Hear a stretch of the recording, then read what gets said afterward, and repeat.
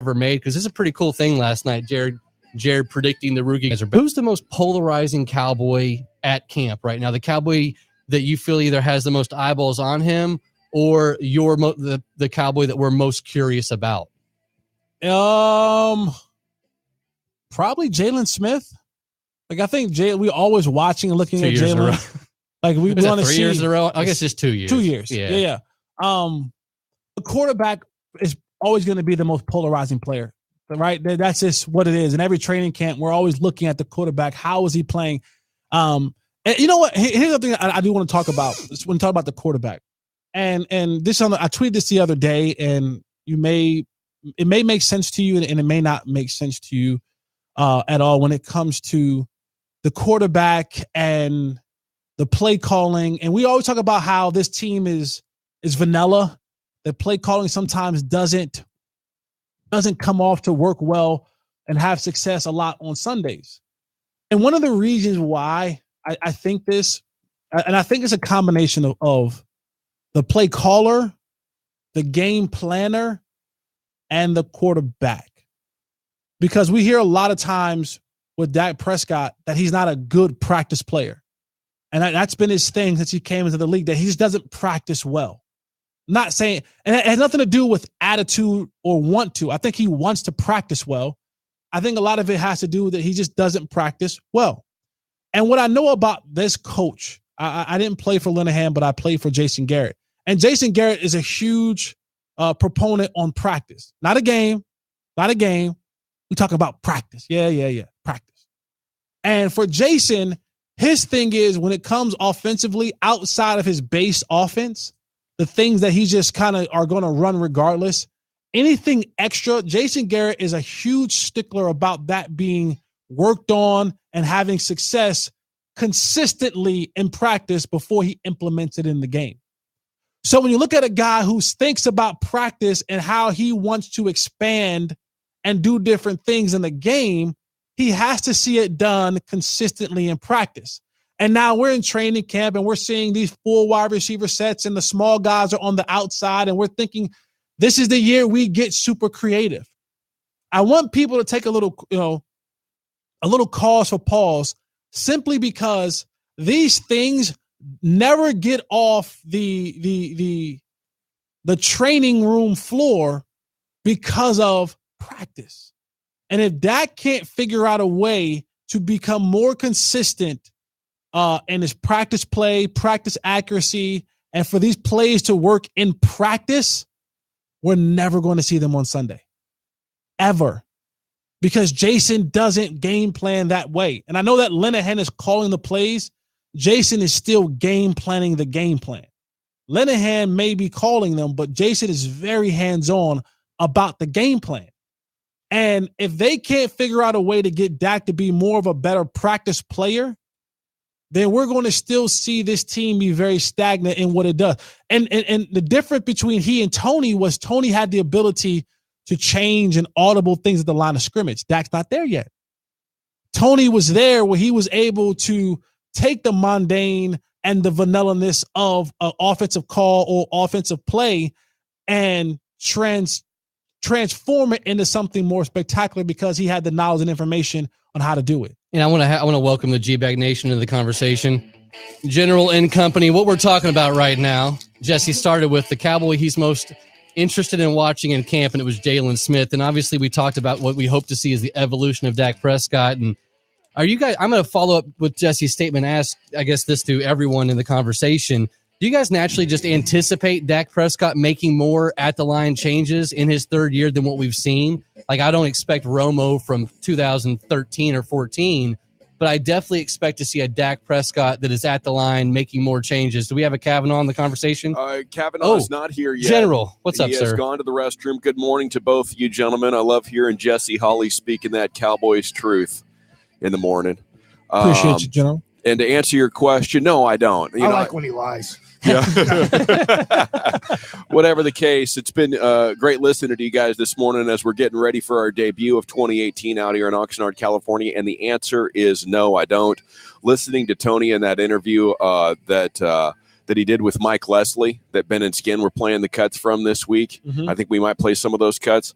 He talked about it was 2012, 2013 before he really entered that phase of his career where he was playing chess and the defense was playing checkers. So I don't know. I could be wrong, but that's just my perspective on it, that year 3, it would be too early to expect a significant jump in that. Yeah, I think he can make a jump, but I think the I'll go to baseball. The Rugneto door jump that he's made now, I don't know if that'll happen, but I do think he'll get better at it. Jesse, I have a question for you because Ray Lewis is going in the Hall of Fame today, and I think were you on the team when they lost the last game at Texas Stadium? No, I came the year after. Okay, shoot, because I think after that game, and you can tell me you don't know, but I remember Ed Reed and Ray Lewis. After that game, we're like, oh, yeah, it was really easy. We could deke Tony Romo into calling the play that we wanted him to call.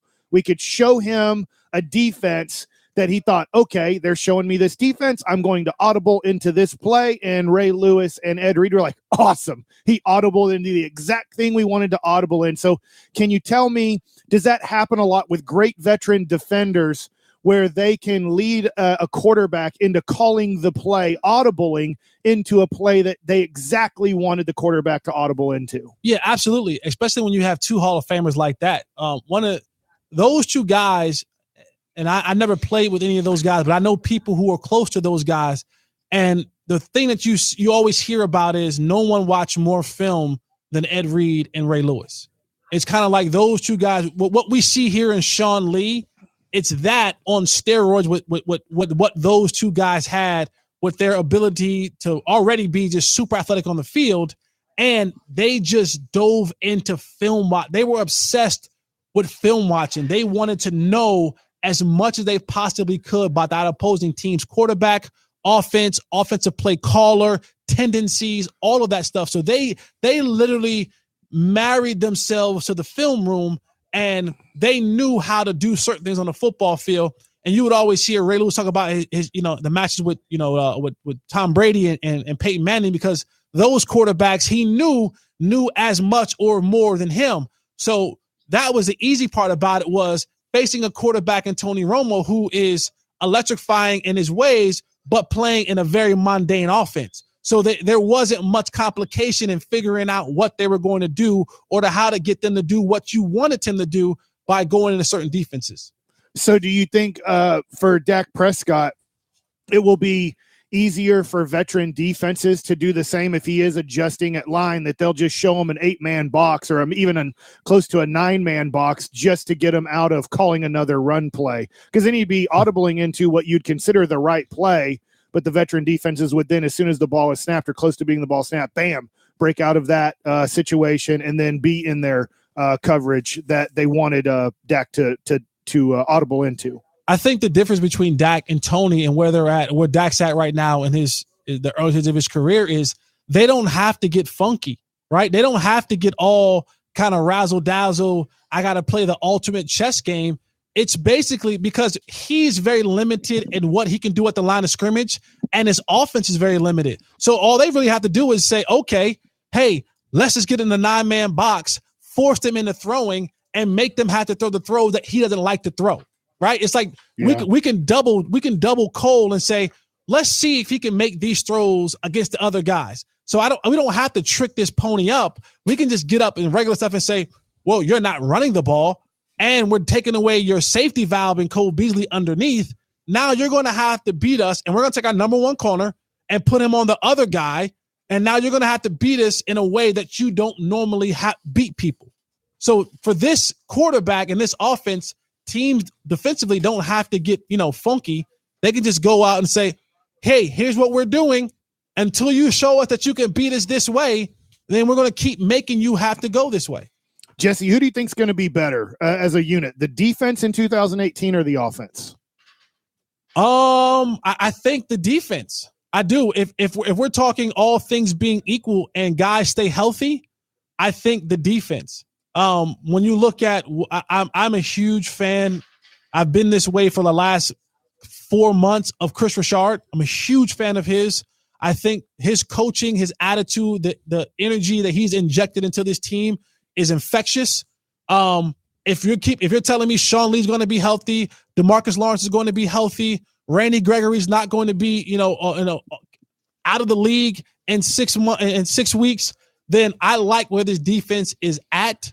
I think not having that number one receiver, not having that electrifying guy on the outside, at least early on, we don't know yet, but I think that's going to be the Achilles heel for this offense. They're loading that box up. They're loading that box up, and they're saying, hey, Dak, not only are we not worried about you beating us deep, we're not worried about you beating us deep with a guy who is not Des Bryant. While you may have think Des Bryant has lost a step, there was still that component in Des Bryant's game where on a throw that might have been short or a throw that might have been a slant, he still had the ability to go to the house.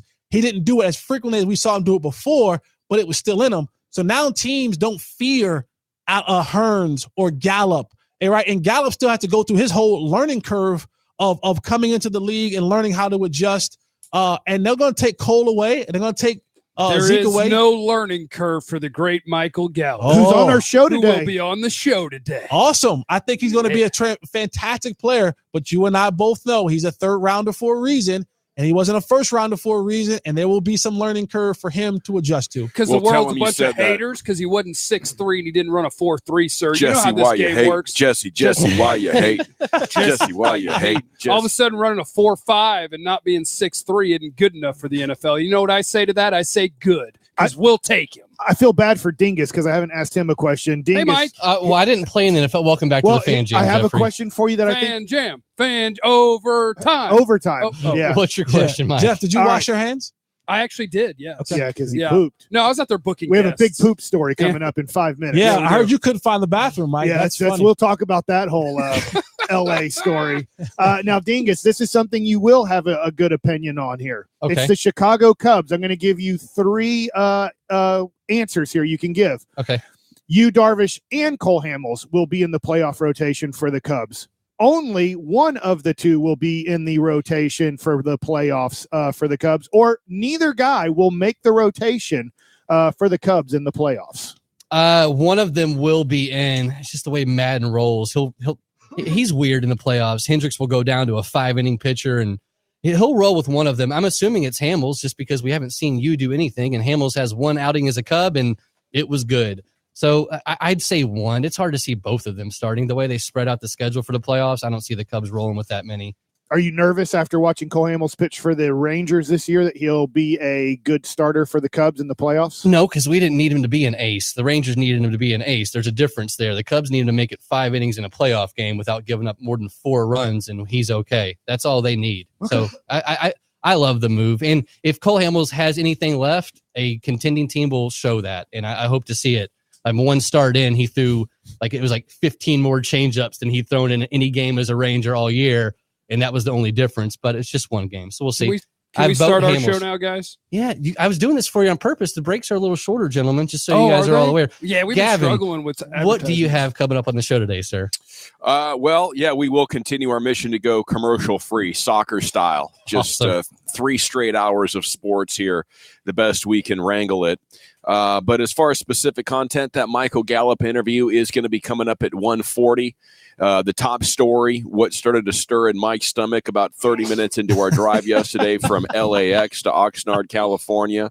We'll have Jeffrey time at 2 o'clock with some DallasCowboys.com personnel that should make it interesting. I booked Taylor Stern and Lindsey Draper. They have Brian Broadus imitations and a stand-up routine planned for you. Tell Tay and Lindsey I said hello. I'm on it. Other than that, we have nothing scheduled at all. It's a complete mail-in. I think. How would you like for us to say hello to him, Jesse? Would you like to say, "Oh, Jesse said hi," or should we say, "Jesse said what's up"? Nah, tell him to say what's up.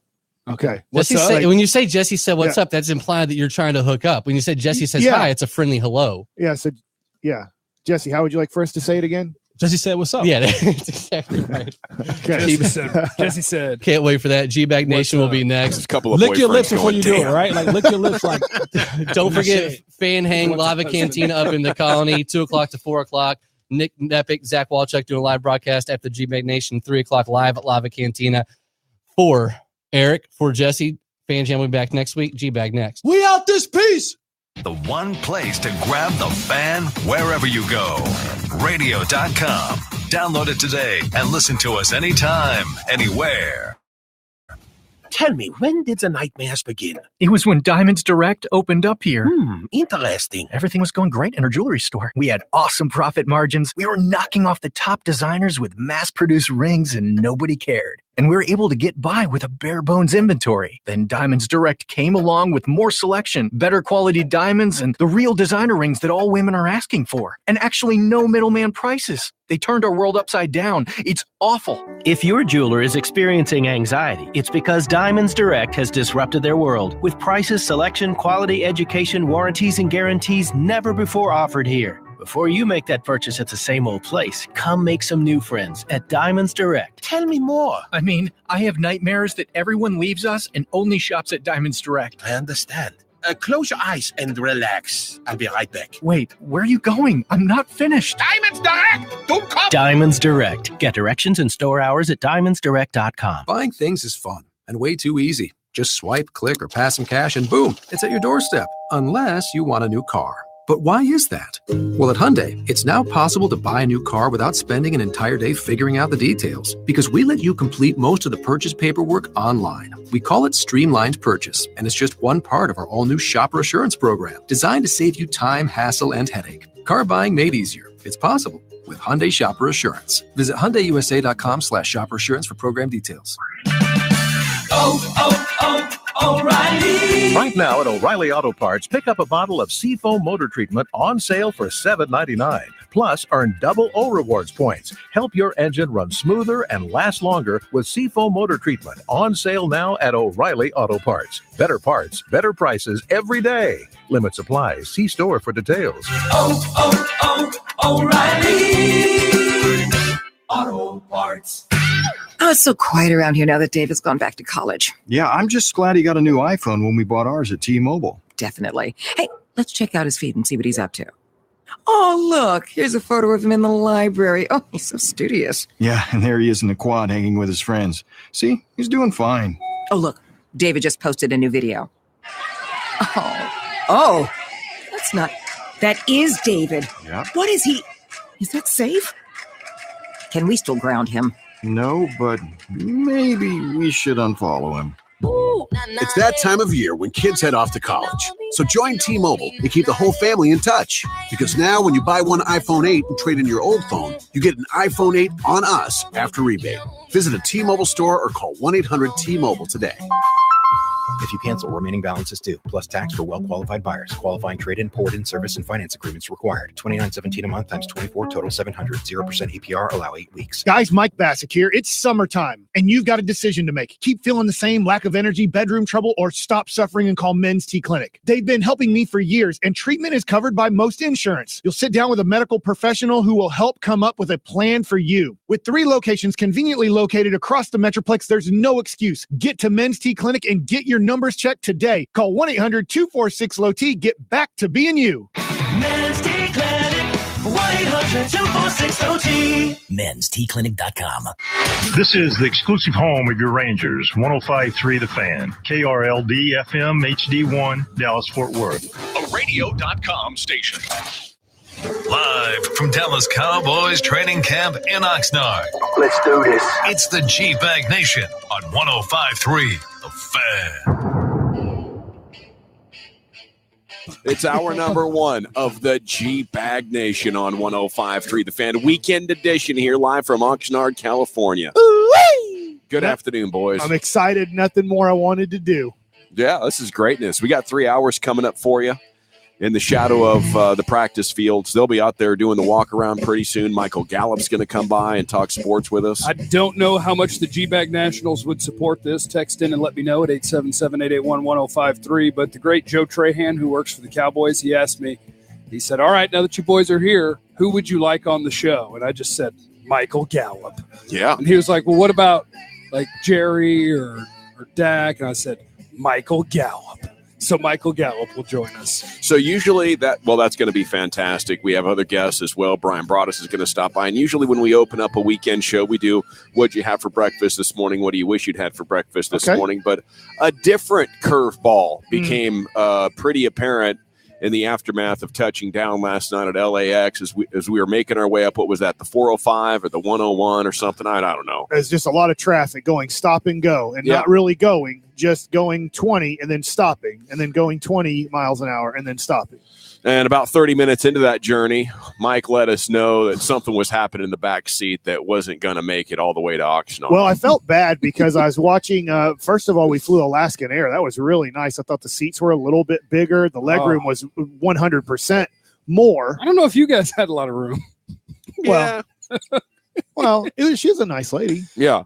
No, I'm just talking about room to maneuver. I don't mind it if it's a bigger lady, because then I don't feel as inconvenienced by a little bit of touching. Yeah. You know, like I don't want a big, heavy dude leaning on me. Yeah. But if it's a big, heavy gal, I'm like, all right, you know, this isn't as bad. Yeah, she wasn't sweating or anything like that. No, if you have to power rank a big person next to you on a plane, there's no doubt female is above male. Well, so I was watching the movie Ready Player One. Heck yeah, up top. It was a solid movie. I enjoyed it. And so free movies on the airline. It was really great. And then I started having to go to the bathroom near the end of the movie. And then I looked over and I was like going to hit pause, but Gavin was meditating. And so I was like, I don't want to mess with him doing that right now. And then I was, against the wall. So I had to ask everybody to get up because I couldn't get by.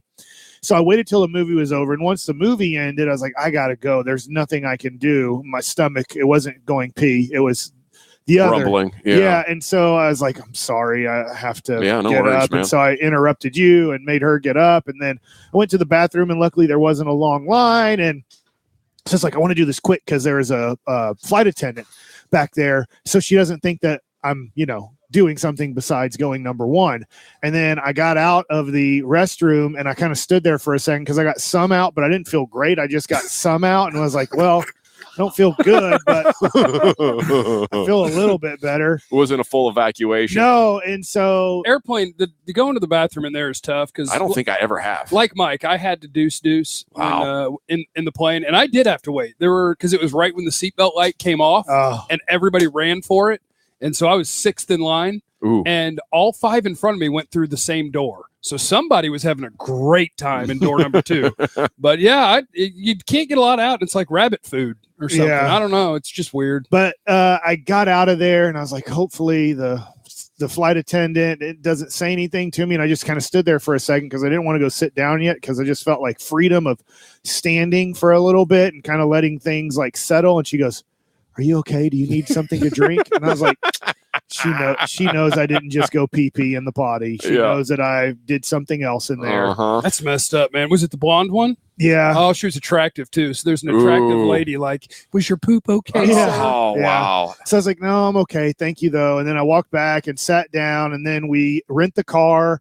And we get in the car, and I felt okay. I didn't feel great, but I felt okay. But the traffic was just so stop. We had a 15, 20-minute wait there at the rental car spot. You didn't have to go there. I didn't feel horrible until we got in the car, and 10, 15 minutes into the car ride, just the kind of stopping and going. Those brakes were sensitive, man. I felt bad about that because I was whamming on them by just tapping them. Yeah, you brand new Ford Edge. It's like, man, those brakes are good. And I can tell like that you were whamming on them. Maybe I wouldn't have if I didn't have to go to the bathroom so bad. But 15, 20 minutes into the ride, I finally go, Gavin, I know you're not going to like this because we're just a little bit into this ride, but I got to go. I was like, it's not horrible, but I do have to go. So in the next 10 or 15 minutes, I'd really like to stop.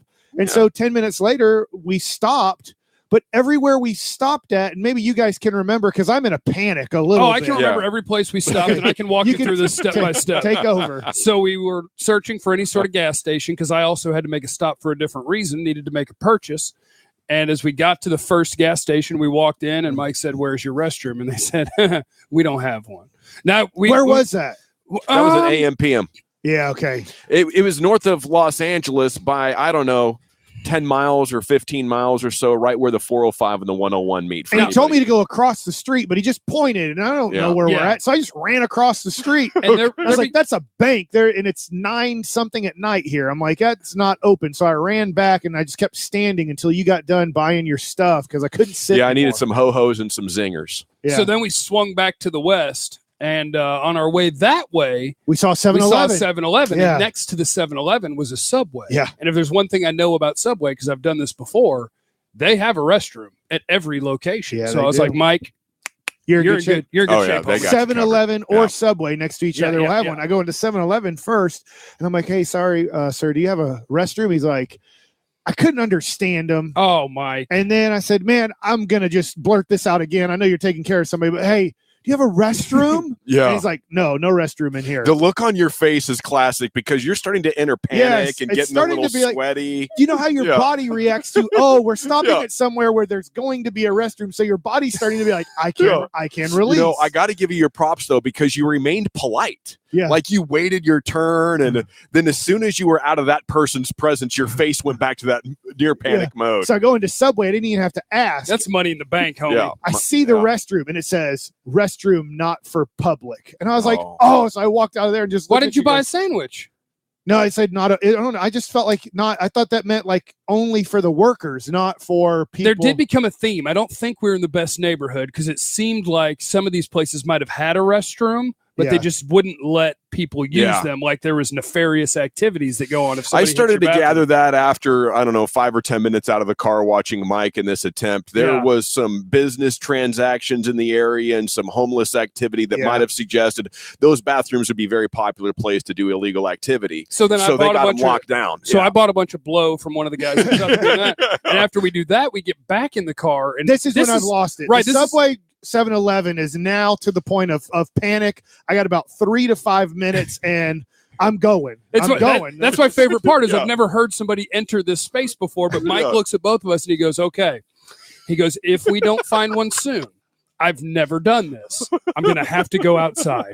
He said, we're just going to have to find an alley. I'm going to have to go outside. Yeah. And thank God for Vaughn's grocery store. We were getting ready to go behind the Vaughn's, probably around their loading dock. It was a CVS, right? Because they're next to each other. Yeah. And I went to the CVS first, and I couldn't find it myself. And I wasn't going to ask one of the cashiers because they kept turning me down. So I went back to the pharmacy. Good idea. And I asked the medical people. I was like, medical people, you might be able to understand my problem more. I said, do you guys have a restroom here? And he pointed me to, I was like, oh, thank you. And I go in. You hug the guy. No, I was like, oh, he told me. And then I thought I heard the lady behind who was one of the pharmacists goes, oh, I think it's locked.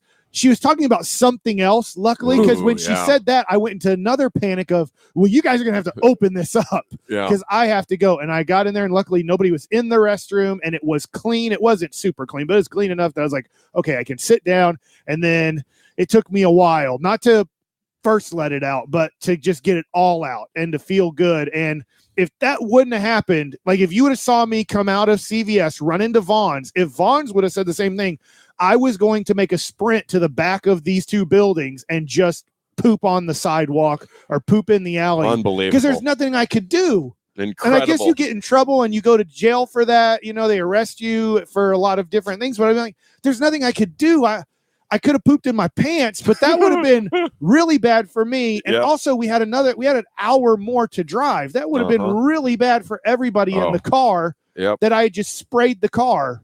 So we would have had to like get out a garden hose and spray you down. And unfortunately, I felt bad for you because I kept tooting. Yeah, there were some toots, and they were.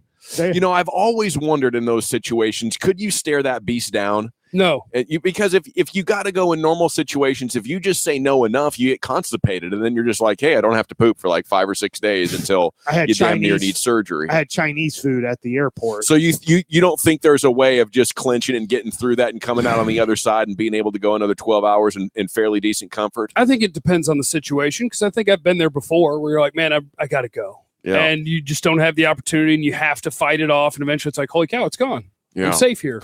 But I feel like I've had 3 or 4 spots in my life where if I didn't get there the moment I got there, I would have reached basic levels where it's like, man, I hope I don't get arrested, but I got a Duke in these people's backyard. Like, there's no way around this.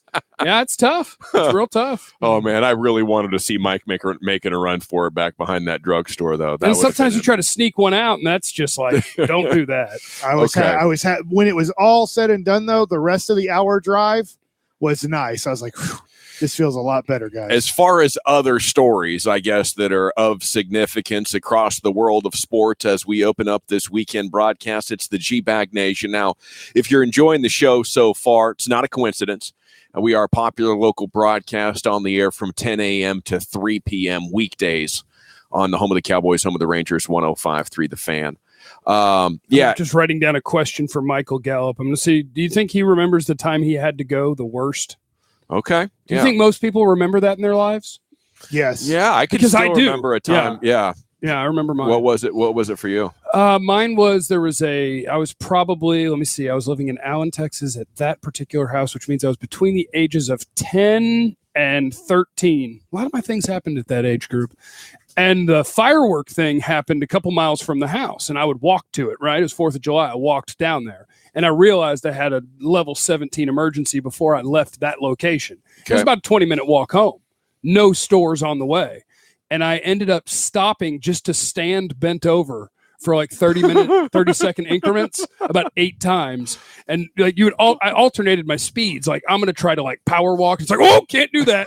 Okay. Wow. I'm going to walk slowly. Oh, this isn't working. Stop. And it was one where you kind of made it, kind of didn't. Because when your body knows like, okay, the pants have now cleared the exit, and it's like, and things just go nuts on you as you're lowering. It was bad. That was a bad day. Yeah, it was happening before you landed. Yeah, so to speak. My worst was at the National Park in D.C. So seeing the 3 monuments, I was at the hotel right before the season started, and the cherry blossoms were blooming. It was beautiful, and I got to the 2nd monument, and I was like, I gotta go bad. And it was a Sunday, and everything was closed. Ooh. And I was a good 2 miles away from the hotel, and I made it. No way. Barely. And I mean, that was the worst feeling I've ever had.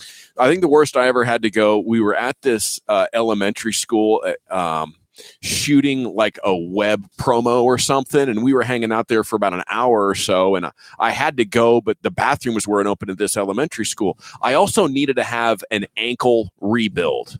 I had 2 torn ligaments and some bone chips in there. This was probably 10 years ago, right? And every now and then my ankle would totally lock up as a bone chip would get stuck in some sensitive tissue, and I'd have to wait like 30 minutes for it to let go so I could actually start walking again. So I really got to go. And as I get up to leave, my ankle locks into place. And if I would plant my foot when it was in that mode where it would last for like 30 minutes, it felt like the worst sprained ankle shooting pain, just like wham. So I'm trying to get to my vehicle in the parking lot, hopping on one foot. Oh, but it's trying to it's putting pressure on the bottom part of your stomach. So that's tough. I ended up laying down in front of the school for some periods of time in sweats, and people were asking me if I was okay, and I had to explain myself a couple of times, but I got to that car, and luckily, I lived maybe 5 minutes away, and I got there and pulled boom, it off. I did. Attaboy. I did. I pulled it off. So, Mike, was that not in your top 3 yesterday? No, I know it's not in my top 2 because I do have another one that just happened a week ago at Oak Cliff Country Club / Golf Club in Dallas. That was worse. So. That's amazing. Our training camp coverage, as we'll get into next, brought to you by Dulce Vita. The Tequila Beach House is amazing. Twin Peaks, the sponsor of our webcam, which you can watch at 1053thefan.com. Just search for Fan Cam there, and the bar will take you right there. That's the easiest. That's how I found it. Brought to you by Omni Frisco, DMS Roofing. And a salute to our producer, Eric Chiafalo, today, back there at 75 and Fitzhugh, behind the glass at Master Control. I call him Chief. All right. Yeah. Chief is he's doing it for us today. We have guess what day it is coming up next. Then we'll take you inside Tyron's quest to get healthy and stay healthy. One of our friends from DallasCowboys.com wrote a little bit about that, and it is next in the GBag Nation of Fan. The only way you can take the fan with you is the radio.com app. Download it today and listen to us anytime, anywhere. Are you carrying precious cargo? How safe are your rail crossing habits? Beware of the tracks and trains around you and learn how to protect you and your family at rail crossings. Find out safety tips while crossing railroad tracks at freightntx.org. That's freightntx.org. We're here from 1-800-GOT-JUNK. Well, we've definitely 1-800-GOT-SOME-JUNK. See all that stuff in the yard? Yes, sir. We're moving, and that's just part of the stuff we're not taking. Would you do something for me, ma'am? Like what? Would you wave your arm across the yard? Like this? Wow, how did... That was fun. When you want junk to disappear, all you have to do is point. Call 1-800-GOT-JUNK or visit 1-800-GOTJUNK.com. Hey, Ben and Skin here. If you're a listener that has never logged on or called our friends at Simple Sleep Services, or you just keep putting it off, then here's what you can do. Log on right now to simplesleeptest.com. That's simplesleeptest.com and take the quick 3-question test to see if you're a candidate who might be dealing with snoring and sleep apnea. Guys, it's easy and it's simple. And even better, take the test for your partner because they too could be dealing with dangerous snoring or deadly sleep apnea. That's simplesleeptest.com. No CPAP, no surgery, no implants, just simple sleep. You know the dreaded feeling, realizing you need to start car shopping. Well, thanks to D&M Leasing, car shopping in the heat is now a thing of the past. With D&M's Easy Lease, you'll make no down payment and save up to 50% versus buying. D&M offers any make, any model, and mileage forgiveness comes standard on every Easy Lease. Call D&M Leasing today at any local area code in 35 Lease. That's 35LEASE, or visit dmautololeasing.com. The call is free. Not calling will cost you thousands. We make leasing easy at D&M. 105.3 The Fan and the Owner's Box Sports Bar and Grill inside the Omni Dallas are teaming up for one of the top cornhole tournaments in the country. $3,000 to the winning team. It's Saturday, September 1st from 2 to 8 on the Pegasus lawn at the Omni. Free registration for your 2-person team at 1053thefan.com/cornhole. Oh, it's so quiet around here now that David's gone back to college. Yeah, I'm just glad he got a new iPhone when we bought ours at T-Mobile. Definitely. Hey, let's check out his feed and see what he's up to. Oh, look, here's a photo of him in the library. Oh, he's so studious. Yeah, and there he is in the quad hanging with his friends. See, he's doing fine. Oh, look, David just posted a new video. Oh, that is David. Yeah. What is he? Is that safe?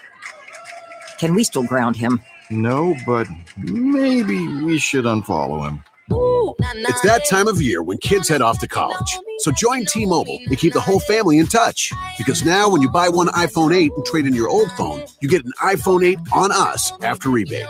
Visit a T-Mobile store or call 1-800-T-Mobile today.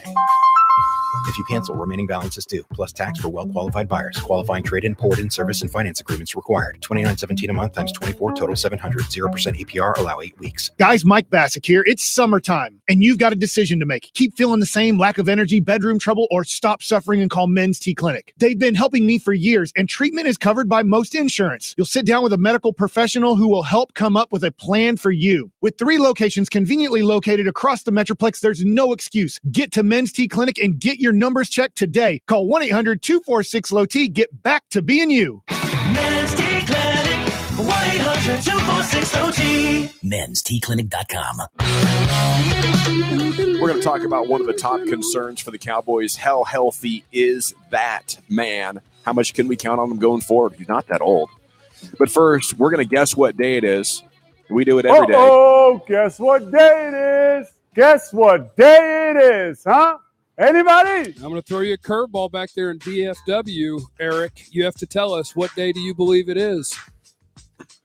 Today has to be National Kangaroo Day. Oh, a good guess. I That is like a it. great debut guess by you. It is not accurate, but I like it because kangaroos are awesome. One of my favorite videos is the dude who punched a kangaroo in the face because the kangaroo had his dog in a headlock. And then the kangaroo kind of was stunned for a minute. And he was like, what just happened? And then he realized what just happened, and the human ran away. He's like, I don't want any trouble with that roo. It's not Kangaroo Day. Mike? Today's hard court tennis day. Okay. Rather than, playing the French Open or Wimbledon, you have your grass and It's your clay courts. Wimbledon. It's a D. I Try like it. saying Wimbledon. Okay. And we're on a hard golf course. We're on a tennis hard, course. Tennis court. court. Man, we're struggling. And so I'd say today's a day to play hard court tennis, not like Wimbledon. Okay, not like Wimbledon. Gavin, what do you got for us? National, please not the Jordan and LeBron conversation, too. I'm over here. I'm trying really hard to stick to sports, bro. Okay. Did you see that Jordan? Hands off. Jordan stood up for LeBron, but Did he? very lightly. He made sure not to say anything about the president. He was just like, I support LJ. He's doing great things. The end. Everyone, please buy my Jordans. Today is, let me see here. And what an odd insult. LeBron James is dumb. But nobody's buying. Okay. Today is U.S. Coast Guard Day, which I may need them tonight. Doing a great job out there, guys. I'm going to walk down to the rudder room tonight, and I believe we can take the beach all the way there and walk in the back door. So it's possible I'll need the Coast Guard. I've needed them before. Saving people out there. How They quick got their these- pontoons, their helicopters. How quick will they respond to just a random dude that walks into the ocean? It's like, ah! I don't know. Maybe 2 or 3 hours. Oh, man. I think, when they come out, it's an expedition to save somebody. Okay. It's not like the lifeguards where they're just bam on it. There were no lifeguards on duty this morning. So I tried to go up into the tower. It was locked. So if That's cool. if you're an Oxnard and you're out in the water, nobody's helping you. Maybe now they might have showed up. It's too cold to help. Did you go all along the watchtower? I did go all along the Watchtower. Remember a few years What's your ago- favorite version of all along the Watchtower? It's been covered. Hendrix. Yeah. Okay. I can see that. Going into the water here? My mic on. Yeah. It's too cold. Oh, it is cold. yeah. It hit my feet this morning. I walked out to the water, but I was standing about 4 feet away. And you know how randomly one of the waves will have just so much more than all the others? Yeah. I kept a safe distance of about 4 feet, and it ran about 8 feet past me. It was Wow. a tough one. Rogue wave. Today is Single Working Women's Day. Salute to all you single working women out there. Doing a hell of a job, lady. Probably raising a kid, too. Yeah. Eric will be there done. for you. Eric, are you married back in studio? I actually just got Looks like it. engaged. Okay. Eric won't help you, single working women. Well, I never Unless said some- that. Yeah, unless something goes Yeah. terribly wrong. in Look at his Shippy. personal life. Okay. Damn. Well, he was engaged and he's not anymore. Damn. Today is So is Sarah Cullen. yeah. Today is Taxpayer Appreciation Day. You hear that, government? Have a little appreciation for us. Giving you all the money so you can build the roads or whatever. Buy the missiles. Today is National White Wine Day. Okay. I don't like any wine, but if you had to pick a wine, are you a red or a white? I picked white because I like the wine being cold. Red wine is served at room temperature or just below Blech. room temperature. And so I kind of like the wine being a colder drink. I prefer red wine because I'm a man, Joe. That's Oh. the right answer. Because you Tear drink that it up. with red meat, right? Yeah. White wine is more for Italian for food. your fish Is that right? type of deal. Maybe chicken can go either way, but I think chicken might be more of a white. I think But, our foodies would know answers to I that. believe Miller Lite and Dulce Vita tequila goes with all food if you guys are in the market there. I see no lies. Today is one of the worst days of the year. National Mustard Day. The nastiest, second or third nastiest condiment ever put on God's green earth is mustard. I would say mayonnaise, I get y'all's deal. I say mayonnaise is probably a 60-40, 60% like mayonnaise, 40% don't like mayonnaise. I'd say at the mustard, though, you're in the 10% club yeah. again? Yeah. Want to pound that out, Gavin? I think ketchup probably has the highest approval rating, Yeah. followed by mustard. Do you do mustard? I do it. Oh, then yeah. I take back my I get fist into- bump. I I get thought into- maybe you were on my team. I get into brown mustard, Yeah. Dijon mustards, Yeah. honey mustards. Yeah. I think Okay. mustard's the best. Today is National Jamaican Patty Day. Not sure what that means. It looks like, what do you think that is, Mike? What is that? I have no clue. Is that an animal fried up? Is that some sort of pastry? What do you think that is? I have no. It is a pastry. It looks Okay. like something inside of a pastry, inside of a bready thing. Oh, okay. Today is National Disc Golf Day. It's Disc Golf Day. Oh, I'm looking over at the I Dallas feel like media. it's more like golf day. The Dallas media here on the tennis courts trying to figure out if I think anybody plays disc golf. John Machota, do you play disc golf? Have you ever? Brandon, disc golf? Ever played disc golf? He doesn't even know what it is. He was like, what the hell are you talking about over Kate? there? Kate's big disc golfer? That's what I'm talking about. All right. It's disc golf day. It's National Disc Golf Day. So check it Kind out. of a hippie thing. I see all that at Dick's Sporting Goods where they have the different sizes Yeah. or different weights to them. I don't know, but like this one is for when you're 600 yards away. This one is for Yeah, when you're it's pretty 20 yards cool. away. Like played- you carry a bag of different ones that go directions and have different jobs. I've played. I have a problem, much like golf, in the tee box. because you want to throw them real far. Yeah. And so if somebody knows what they're doing, they'll do a full like wind up and run and unleash it. And when I try to do that, much like golf, it will go left or right very far. Yeah, I've never been good at throwing a Frisbee, so I figure and regular golf's fine with me. Frisbee is such a simple contraption that so many people throw that has a high potential for embarrassment. Are you interested at all in soccer golf that's out here? Yeah, that'd be fun. I think it would be too. It's not fun. I don't know if I'd want to play 18 holes of it, but I bet playing 9 holes of it would be fun. I'm kind of interested in speed golf. I'm in. Where you just kind of you tee off and you take off running after it. You thought you were talking about using meth and then playing golf. No. You can do that on Wednesdays when it's 103 in Texas. I tried to cover it up. Today is Hooray for Kids Day. So hooray for Cal and all Mike's kids. Jake and Mary Grace are their other names. That's the name. I started down the list and realized I was out. Today is Mead Day, MEAD. Oh, the original beer? I believe so. I don't know what mead is. I just know when I read books that are based in the 1400s, they got big old mugs of mead, and they're having a great time. It later became grog. And today, Mike sees the final day today. It is Cookie Monster National Chocolate Chip Cookie Day. That is what day it is. It's the original. It's the best. It's the best. The original probably didn't have chocolate chips in it. The original was probably just a cookie. Well, I don't know. It's just the best cookie. There are other awesome cookies, but I mean that's your bread and butter right there. That's what you start off with. And then everything else, you're like, hey, there's some other really tasty cookies, but chocolate chips, you can't go wrong. Is there a Pizza Hut in town? I say we call up and get one of those chocolate chip pies. I heard they don't have Pizza Huts in California. We're going to have to do something because chocolate chip cookie day, it's going down. We need to celebrate it. It's going down for real. Although I believe we are going to start some sort of an official steak tasting at the Tequila Beach House, at the Dulce Vita Tequila Beach House, and decide once and for all what is our favorite cut of steak. Yeah, I have the intercom card. I'm just going to say, give me one of each when we go to the grocery store. Very nice. Or 3 of each. Well, what we're gonna do is we'll have a filet mignon. Yeah, we'll have a filet mignon night. That's ribeye Ted's night, favorite. New York strip night. Yeah, and no sirloin. Right? No, we're not gonna do any of that crap. Maybe T-bone or. Why is it called New York? I don't know. They're called different kinds of things in different places. That part of cow came from New York. Well, some places call them like a Kansas City strip. It's a great question.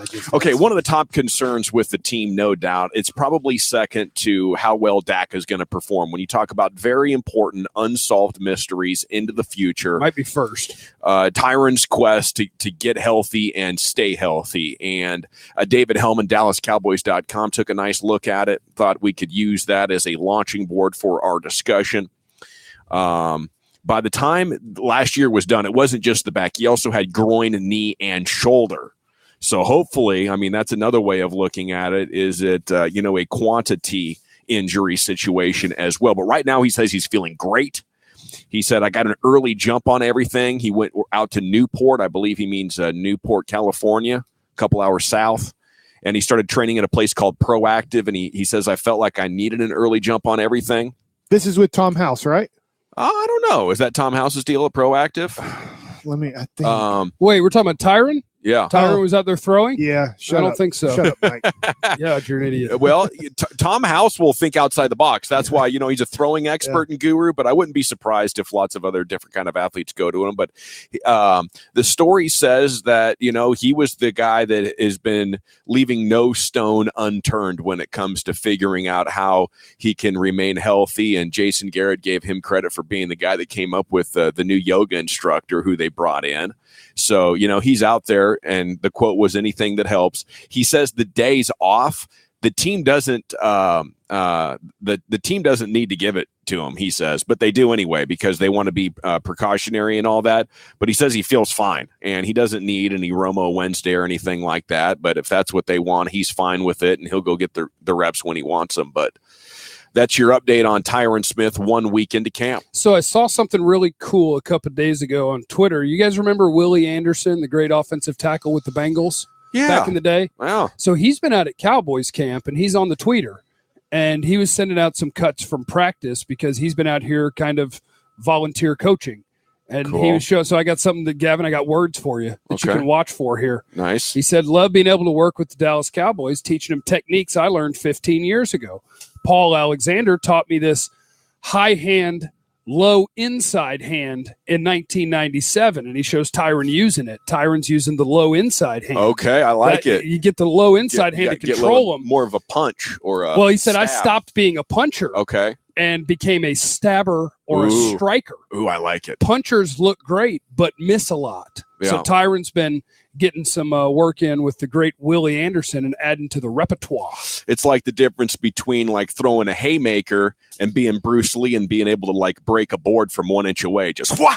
Yeah, because you can go for the and try to like embarrass a defensive lineman, but when you miss, you're in bad shape. You got to stay squared up there, keep your weight right, give them a good striking. I got it. Keep it low with your it. inside arm, and that way you can control the situation. Why does Willie Anderson have a video of Chaz Green with a red cape, it looks like? But that's Tyron Smith. What are you talking about? It looks like he's just like he's letting the bull just go right by right there. Chaz has been banged up and cramping, sir. Take it easy on Chaz. This might be his last training Perhaps camp. a new nickname.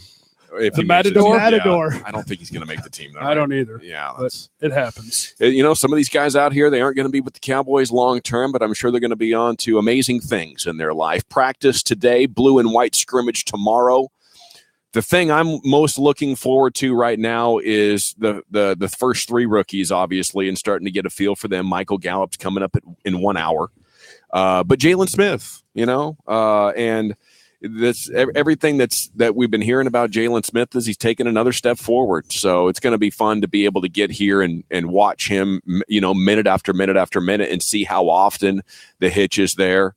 See, to what extent he can sort of freelance and being able to shadow a guy without, just having to run in a straight line, which is what pretty much the only thing he was good at last year. So what's interesting to me, and correct me if you guys have heard differently, I haven't heard a lot of Leighton Vander Esch buzz. No. Like Connor Williams is the starting left guard, and there's been buzz there. Michael Gallup, there's been a lot of buzz there, 3rd round pick.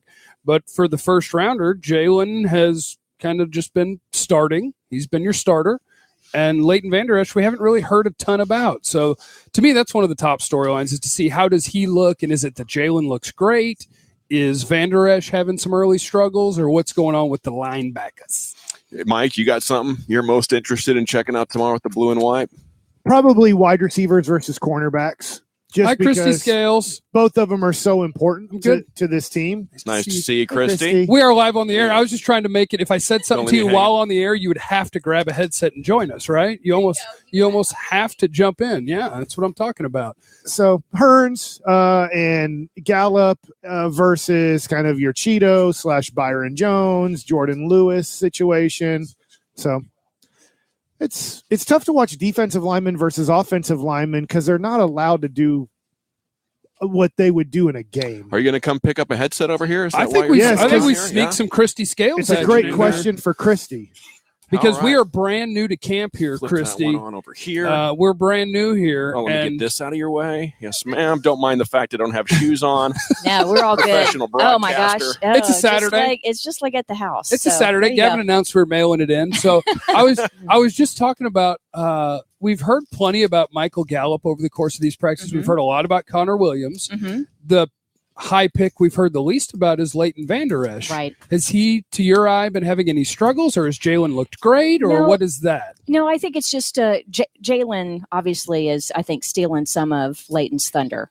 But the thing about having someone like Sean Lee, who's given so many more veteran days this year, I mean, he's kind of gotten some the past couple years, but really this year, along with guys like Tyron Smith and stuff, then that's more time for Jalen and Vander Esch to get. Now we know that Joe Thomas had stepped in and gotten some of those reps as well. So I see that as a positive. But what I like what you said, Mike, about how looking tomorrow in the passing game. And it's not just Michael Gallup if he's going to make some spectacular catch. It's how are they going to utilize Tavon Austin and Cole Beasley. I think one of the interesting things through the first week has been seeing these guys, especially like Beasley, lining up wide and not just in the slot. And it's not that they're going to show too much in a blue-white scrimmage. They're not even going to show very much of it through 4 preseason games. But the things that we get to see in practice, that's what I'm most intrigued about, because obviously the struggles in the pass game last year, and a lot of that had to do because Zeke was out. But I think that's obviously the number one thing to address through this camp. There's an oddity on the Cowboys website, and I don't know if you've seen it, because people I know have asked me on social media and whatnot, like, Tavon Austin, can I count him as a running back on the roster? And my answer is always no. He's a wide receiver. He's playing wide receiver. I haven't even seen him in the backfield yet. Exactly. He's listed as a running back on the Cowboys website. Is he ever going to line up back there? Well, again, that something that we can watch for tomorrow night, one of the little semi-plot lines, because when you get, I know it's only 1 week into camp, but it's already Groundhog Day for some of us, right? And so you're looking for little things like that. I mean, a couple end arounds and he's touched the ball and things like that. But it's really interesting to look at his the totals that he amassed with the Rams. He had obviously more receiving yards than anything else, but and he had nearly as many running yards as he did punt return yards. So over 5,000 career total yards. And you'd be surprised how many of those, I think it's over 1,100 or 1,200 of those yards are in the run game. Have you seen him put the ball on the ground out here at all? He's career-wise, he's a fumbler. Yeah, he has been. And, I have not. But then again, you guys know how it is. You're trying to watch different things at different times. The most fun thing to watch is the when we get him, which isn't a lot, but the pass rush drills. That's the most fun. How different is this camp? It seems fun listening back to it in DFW. This is just our first full day here, but it's been amazing to listen to. I imagine it's been a little different without Dez and Jason Witten and some of the drama happening on Twitter. Yeah, it's got a different vibe to it. And I think what has made it fun is the intensity of Chris Richard, the defensive backs coach. It's different, Sanjay Lal. There's just Rich Bisaccia, the special teams coordinator for the previous several years, is now in Oakland. And so Keith O'Quinn has taken over special teams. So a lot of times when the practices and the walkthroughs, it's really, the tone is set in a lot of ways by the coaches. And so I think the most fun thing has been the way Richard interacts with the DBs and the way that they're bouncing around. And the guy who left, Joe Baker, was just, good coach, wonderful guy, but pretty mild-mannered, right? Mm-hmm. And Richard is just the opposite. So that's one of the fun things there. And if I could go back when I was saying about Tavon Austin earlier with his career yards, 1,689 receiving yards, 1,238 career rushing yards. So, yeah. All right. Yeah, I was surprised when I saw that the other day. I was writing a feature for him about him on 5 Points Blue, and I'm like, "Are you serious? Is that can those numbers be right?" But they were. Okay. Do you think it's going to be a successful season? It's going to be a good one. Yes, because the expectations are low, and that's when the Cowboys do their best. Bam! I'll drink to that. Well, no, you don't have to drink. You just be like, all right, that's cool. Hey, it's almost 11 out here, so I say go for it. You know what they say, it's 11 o'clock somewhere. There she goes, Cowboys sideline reporter Christy Scales. Thank you so much. Thank you, Gavin. We are live in Oxnard, California, and we'll be coming back with more sports content for you on 105.3 The Fan. Nick here with American Motorcycle Trading Company. One of the largest inventories in the state, requires lots of room. Check out our new location on the northeast corner of 121 and 183 in Bedford. We also buy motorcycles and give top dollar. Check out TexasMotorcycleBuyers.com. That's TexasMotorcycleBuyers.com. AMTC now in Bedford, the freedom to choose. They are questions that have boggled the sharpest of minds for generations. To water my lawn today, or not to water? Now the answers are in the palm of your hand. Visit waterisawesome.com and receive text and email reminders telling you what your lawn needs every week. Watering advice is based on real-time data from neighborhood weather stations. Sign up for your weekly watering advice today at waterisawesome.com. Water is awesome. Use it. Enjoy it. Just don't waste it. DFW Restaurant Week's 21st anniversary officially kicks off with Specialty Bites, Thursday, August 9th from 6 to 10 p.m. at Crockett Row at West 7th in Fort Worth. Enjoy music, cocktails, and tasty bites. For tickets and info, visit DFWRestaurantWeek.com, benefiting the North Texas Food Bank and Lena Pope. Presented in part by Garrison Brothers and Truly Spiked and Sparkling. Think you can buy a diamond just by looking at a grading report from a gem lab? A diamond grading report is like a driver's license description. Meet Eric Freund, a diamond expert at Diamonds Direct. A diamond grading report tells you those basic descriptions, such as eye color, hair color, height, weight. What it doesn't tell you is what does the diamond really look like. In fact, two diamonds with the exact same grade can look vastly different. That's why you have to see a wide selection side by side with your own eyes. Would you date somebody based solely off of their driver's license description? Yes, but would you marry them? And when you buy a diamond, you're marrying that diamond. What you're really going to find out is a whole lot more about them when you're in person. And do you have that match? And is it that perfect sparkle that you want to see? And at Diamonds Direct, you can always see 10, 15, 20 diamonds in the same size and shape you're interested in. You want to see that diamond. You want to make sure it has that perfect sparkle and shine that you expected. I want to see it really pop. I want to make sure it's the diamond that I love. And the price? Diamonds Direct will have the lowest price, guaranteed. That's not just here, but anywhere in America. Diamonds Direct. Your love, our passion. It's a Saturday stop for the Fans Brew Crew at Lava Cantina in the Colony. Today, starting at 2, grab a limited edition Brew Crew pint glass. Hang with your favorite band hosts and stick around for the live 80s. The ultimate 80s experience is back at Lava Cantina. The Fans Brew Crew is presented by DMS Roofing and your Raise a Toast for who you love the most sports station. Oh, that's sweet. 105.3 The Fan.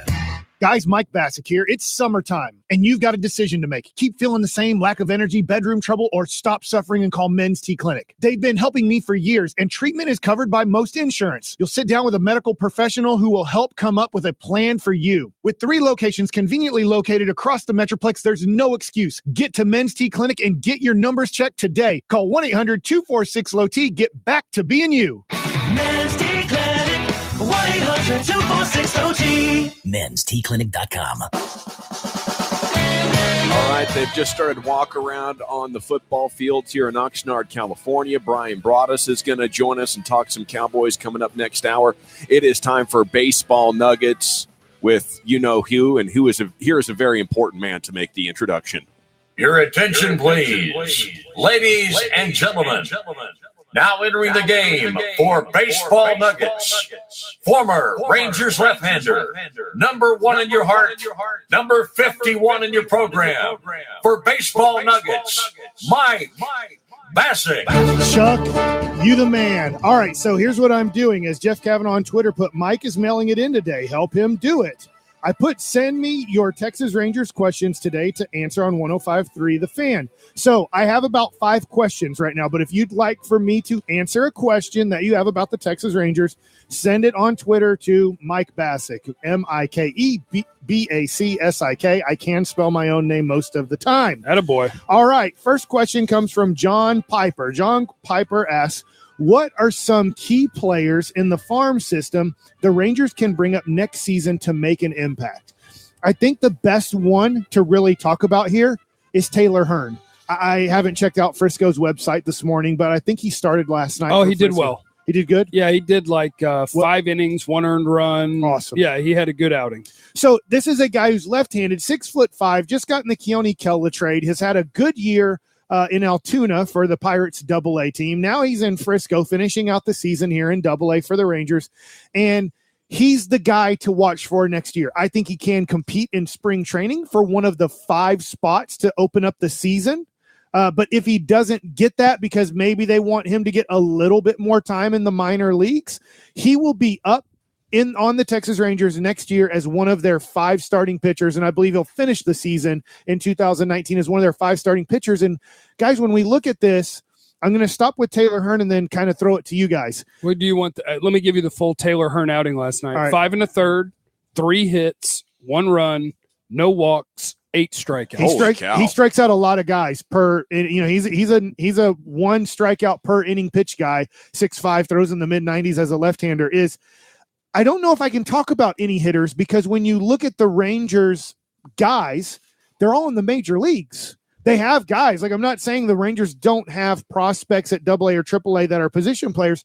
They're literally all up in the major leagues. There's no room for Trevino because you got Kiner Falefa now. Yeah. I mean, he's younger. Yeah, Trinos could be back next year, but yeah. I mean, you have Kiner Falefa and Guzman and Mazzara and Gallo and Odor and Profar. I mean, you have guys. So I can't really talk about a position player. The position players are loaded with young prospects. They're just already in the major leagues. And so when I go to the question that John asked, I really go to Taylor Hearn. I don't know if there's anybody else. I've watched AA this year. It's tough for me to say anybody else will have an impact that's a pitcher that I've seen in the last 2 years in AA. How much can guys improve in the offseason? Definitely they can. There's going to be guys that they like that go to the Arizona Fall League. So if you don't know what the Arizona Fall League is, they take the best prospects from five players from each team, sometimes six, sometimes there's a sixth added. But what they do is, this is really cool, Gavin. Right now they've had a draft, and what they do is they go, all right, up first is the Chicago White Sox. Chicago, what do you want in the Arizona Fall League? You don't have to name the player. What the Chicago White Sox do is, our first pick will be a starting pitcher. So they get a starting pitcher on the Arizona Fall League team. Then it goes to the Cincinnati Reds, and they say, well, we want a third baseman, because they have a third baseman in mind that they really want to get to the Arizona Fall League, because it's just the premium fall league for your best prospects. And whoever goes there, usually that next year, they're going to make an impact in the major leagues. So you're drafting positions, and then you ask the players, because now you know the 5 to 6 positions that you got to send guys to Arizona Fall League.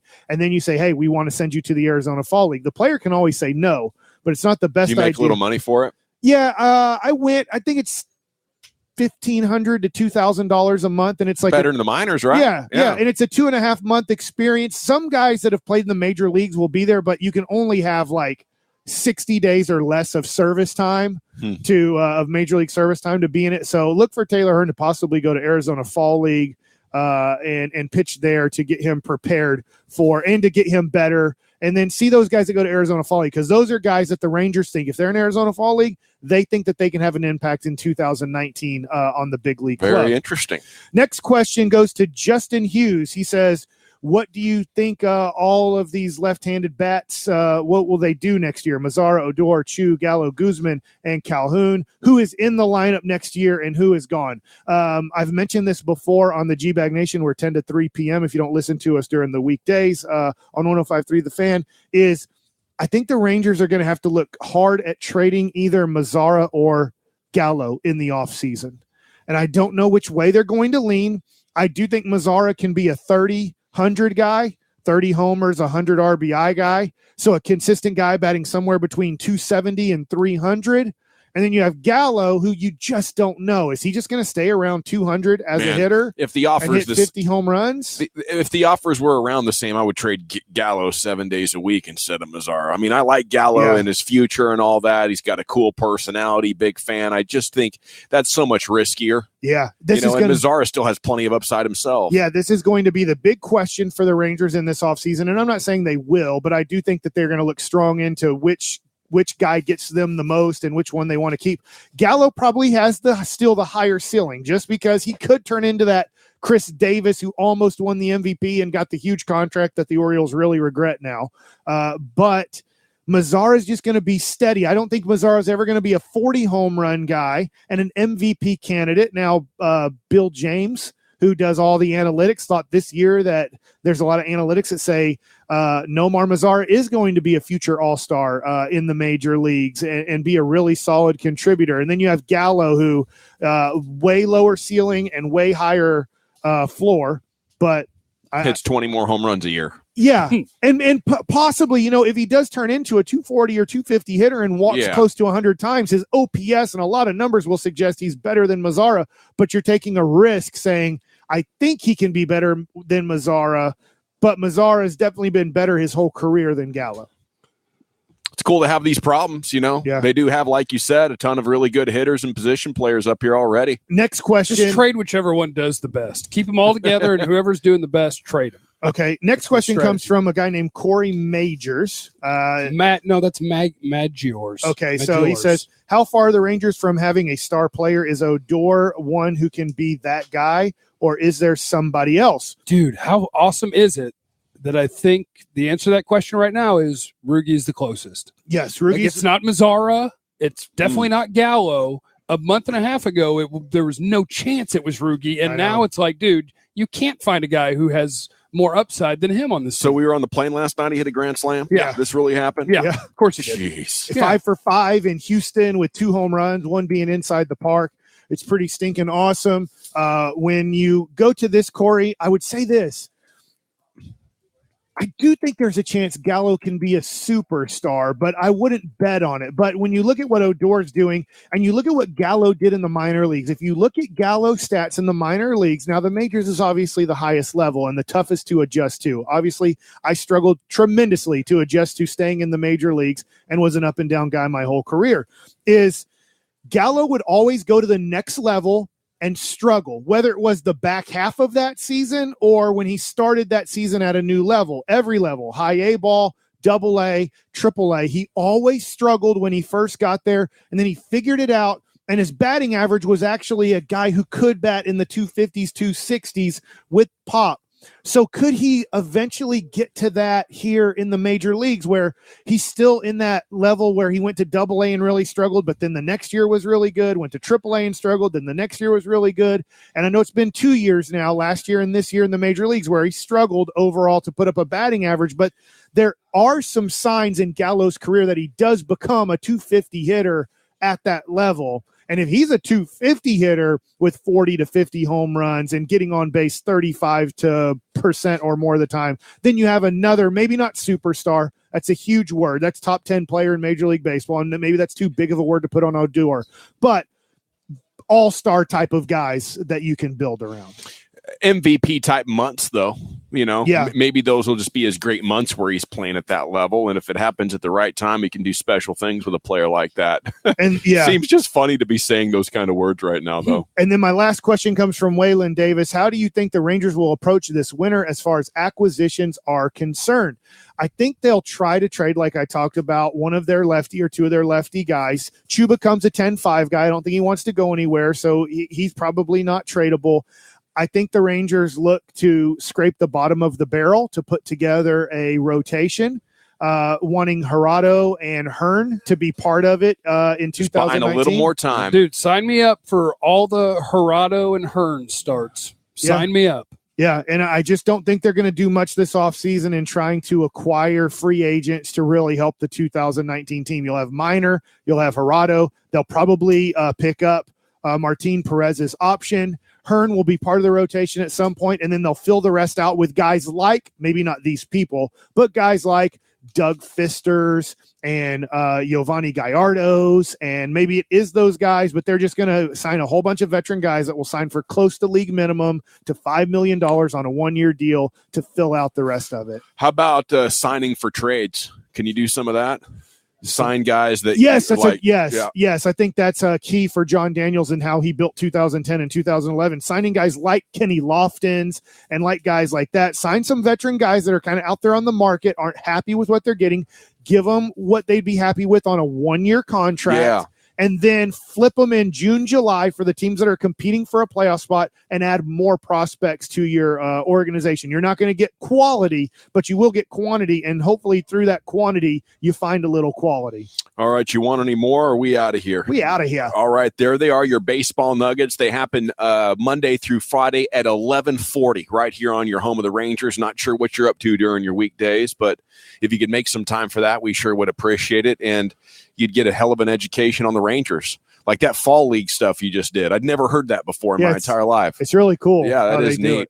Okay, our training camp coverage, though, continues when we get back. Broadus is going to sit down with us at some point in the upcoming hour. It's brought to you by Twin Peaks, Omni Frisco, DMS Roofing, Albertson's Tom Thumb. Our Dulce Vita Tequila Beach House is amazing. You can find the webcam at 1053thefan.com/fan-cam. We're back with Broadus, or maybe we'll do a little what'd you have for breakfast this morning right here in the nation. The one place to grab the fan wherever you go. Radio.com. Download it today and listen to us anytime, anywhere. Randy, on the football field, I like to be known as the go-to guy. Just like Albertsons and Tom Thumb are the go-to place for beef, especially since they only sell the best local USDA choice beef. Always tender and always full of flavor. Well, since I'm the official Dallas Cowboys tailgate master, check this out. A tender, juicy steak, man. I love it from Albertsons. You want to taste the bite? Love to. Right. Is that not juicy, huh? So that's why they call you the grill master. Albertsons and Tom Thumb, the official supermarket and pharmacy of the Dallas Cowboys. Jeff Kavanaugh here for My Computer Career. Is your job sucking the life out of you? Wake up. You can do something else. Information technology. I know what you're thinking. but I'm not a math and science guy or gal. No problem, no excuses. It's not rocket science. It's my computer career. If you don't absolutely love what you do, go to mycomputercareer.edu and take the free career evaluation today. You could start your new life as an IT pro in as little as 4 months. mycomputercareer.edu. That's mycomputercareer.edu. Think you can buy a diamond just by looking at a grading report from a gem lab? A diamond grading report is like a driver's license description. Meet Eric Freund, a diamond expert at Diamonds Direct. A diamond grading report tells you those basic descriptions, such as eye color, hair color, height, weight. What it doesn't tell you is what does the diamond really look like. In fact, two diamonds with the exact same grade can look vastly different. That's why you have to see a wide selection side by side with your own eyes. Would you date somebody based solely off of their driver's license description? Yes, but would you marry them? And when you buy a diamond, you're marrying that diamond. What you're really going to find out is a whole lot more about them when you're in person. And do you have that match? And is it that perfect sparkle that you want to see? And at Diamonds Direct, you can always see 10, 15, 20 diamonds in the same size and shape you're interested in. You want to see that diamond. You want to make sure it has that perfect sparkle and shine that you expected. I want to see it really pop. I want to make sure it's the diamond that I love. And the price? Diamonds Direct will have the lowest price. Guaranteed. That's not just here, but anywhere in America. Diamonds Direct. Your love, our passion. DFW Restaurant Week's 21st anniversary officially kicks off with Specialty Bites. Thursday, August 9th from 6 to 10 p.m. at Crockett Row at West 7th in Fort Worth. Enjoy music, cocktails, and tasty bites. For tickets and info, visit dfwrestaurantweek.com. Benefiting the North Texas Food Bank and Lena Pope. Presented in part by Garrison Brothers and Truly Spiked and Sparkling. They are questions that have boggled the sharpest of minds for generations. To water my lawn today or not to water? Now the answers are in the palm of your hand. Visit waterisawesome.com and receive text and email reminders telling you what your lawn needs every week. Watering advice is based on real-time data from neighborhood weather stations. Sign up for your weekly watering advice today at waterisawesome.com. Water is awesome. Use it. Enjoy it. Just don't waste it. Our fan studios are proudly sponsored by Brad Sullivan's DreamLending.com. This is the exclusive home of Dallas Cowboys football. KRLD-FM and HD1, Dallas, Fort Worth. Let's go, Cowboys. A radio.com station. Live from Dallas Cowboys training camp in Oxnard. It's the GBag Nation on 105.3 The Fan. Hour number 2 of a weekend edition of the GBag Nation live here in Oxnard, California. Hope you're having a great day. We got 1 hour down, 2 to go here with you. Only 2? Yeah, hope you're back in the Metroplex and heading to Lava Cantina for the Brew Crew Tour stop number 4. The final Brew Crew Tour stop. And, Skin and the gang will obviously be out there having a great time in the colony coming up. That starts in 1 hour.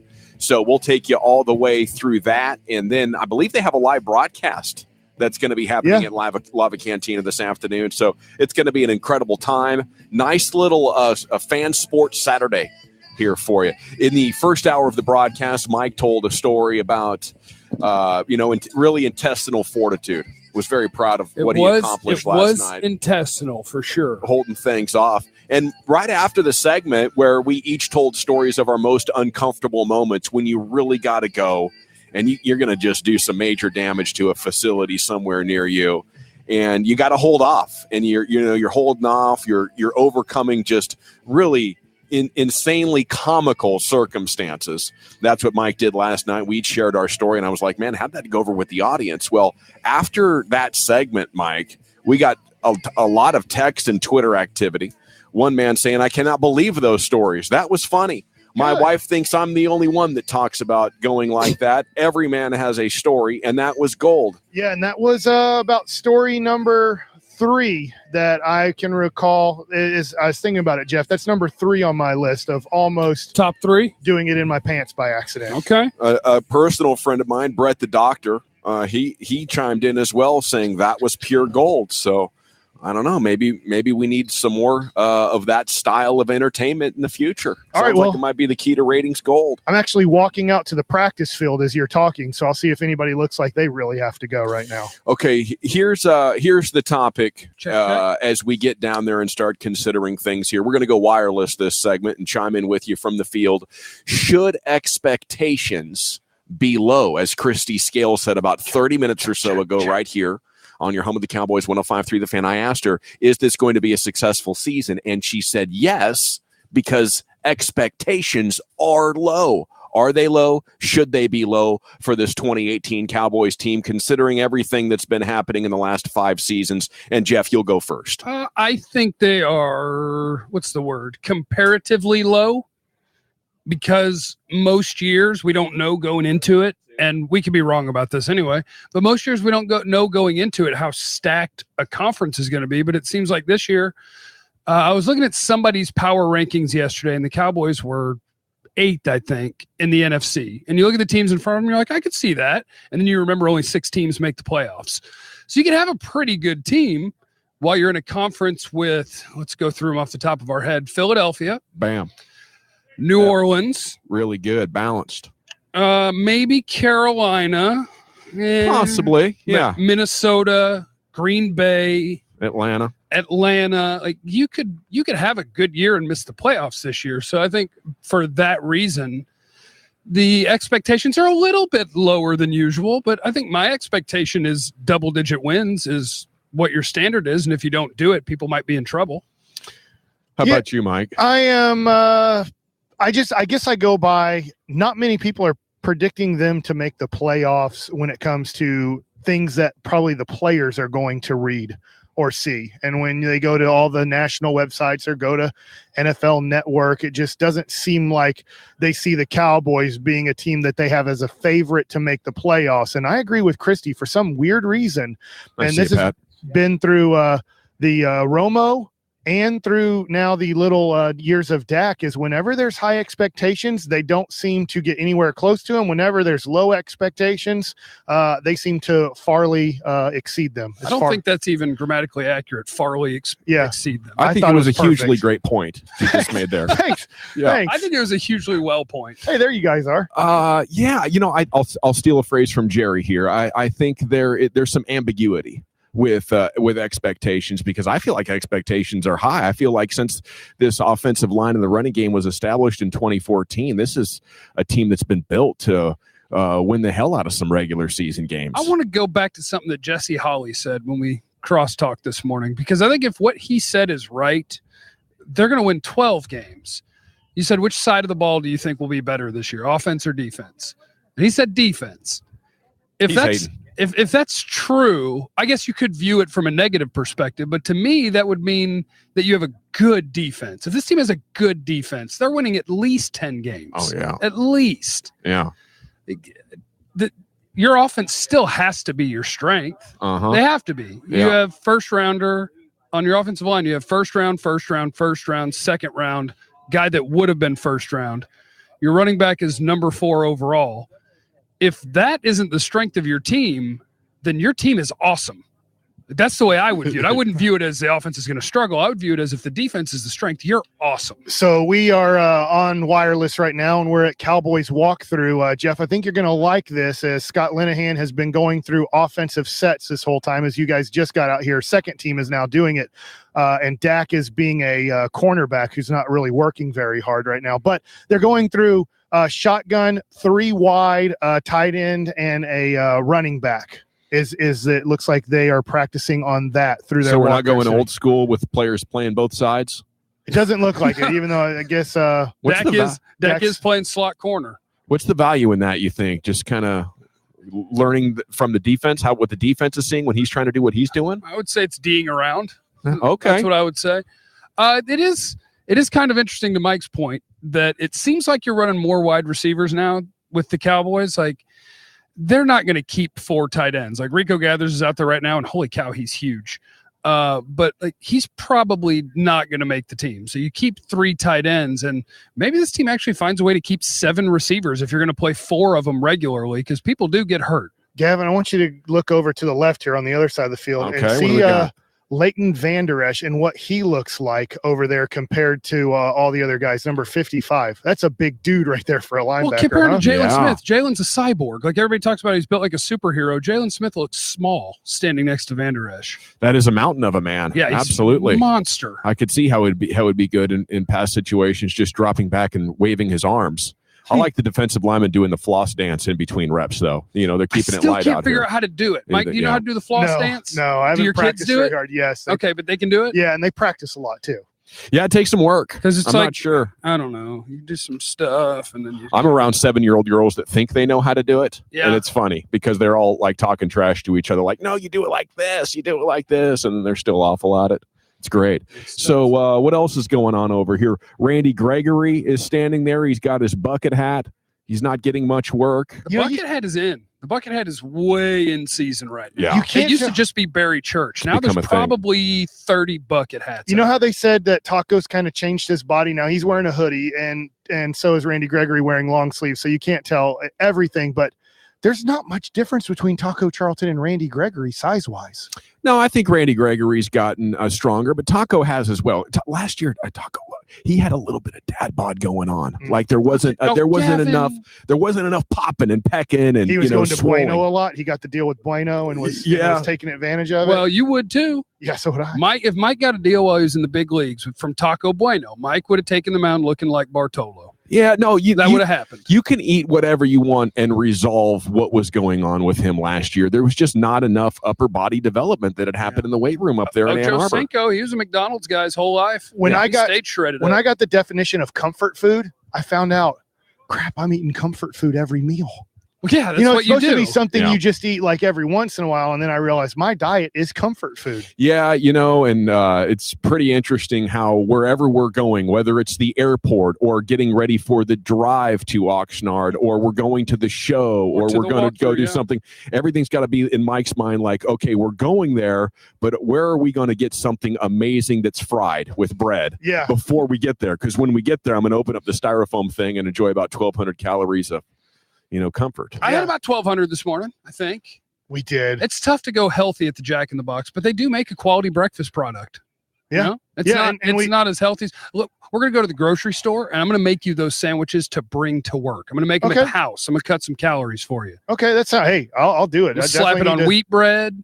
You know what I found? Oh my God! You know what I found out? Now the other thing too is real quick. Football. They've been. I know. I'm sorry. I'm doing football here. Scott Linehan for the last 6 to 8 plays. He's putting the running back out wide to the left as like a wide receiver. So is there a possibility that we're going to see at times Elliott on the left out wide to the left? They need to, because like the NFL has turned into mismatch game. That's what it is. So when Ezekiel Elliott is in the game, how does the defense respond to that? They respond with a linebacker. When a tight end comes into the game, what do? Another linebacker. Like they match up based on your jersey numbers and based on what, quote, position you play. So when he lines up out there, all of a sudden on defense, you have a personnel issue because it's like, okay, he's the guy that's out wide. So what are we going to do? Are we going to play our corner out there? Because now we got something jacked up in here. Are we going to play a linebacker out here, which a lot of people will do? And now that linebacker's in trouble. I think Jeff's talking about the most important thing with separating the men from the boys every NFL season, and that is avoiding the inefficiencies of patterns. You get into individual patterns with your team, you're in historical patterns, and the Cowboys have been way too locked into it. This what book, you've been reading, Gavin? The book that Jeff got a month or so ago. He was telling us about it, Mike, the Warren Sharp big football book preview or whatever. I read, I don't know, a good portion of that coming over on the plane. The most maddening and frustrating thing, but also eye-opening and exciting thing was the fact that the Eagles didn't really change much of significance. Yes, they brought in Alshon Jeffrey and Torrey Smith, and maybe they got a little bit healthier at certain spots, and Carson Wentz was in year 2. But the biggest thing they did was Doug Peterson changed massively as a coach, from a guy that was stuck in patterns to a guy that studied what the trends of inefficiencies are. And what they were able to do was create an advantage of about 12% more effective plays on first down just by not running it so much. They were like, you know what we're going to do? We're going to pass it 58% of the time on first down, even though the rest of the league passes it 46% of the time on first down. They created a double-digit advantage on one down alone. There were 2 or 3 other examples, but I'll tell you what, the Eagles aren't that good. They just have a head coach that wasn't stuck in inefficiency land, and that's what you pointing that out made me think of. Hopefully the Cowboys are like, hey, we've been stuck doing these patterns, and not only does the other defense know about it, but there's tons of historical data that shows us this isn't the most efficient thing we could be doing.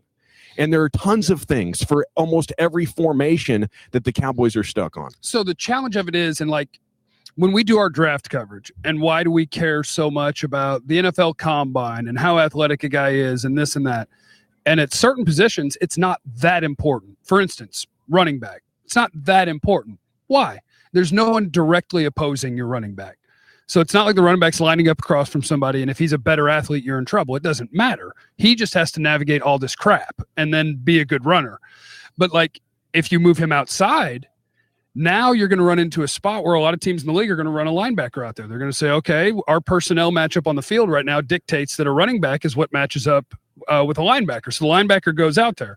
So now what do we have? Now I am the linebacker who's come out to cover running back Mike, who is Zeke, who runs a 4.48 and changes direction and is tough to tackle and yada, yada, yada. And I'm bigger, slower, and change direction worse.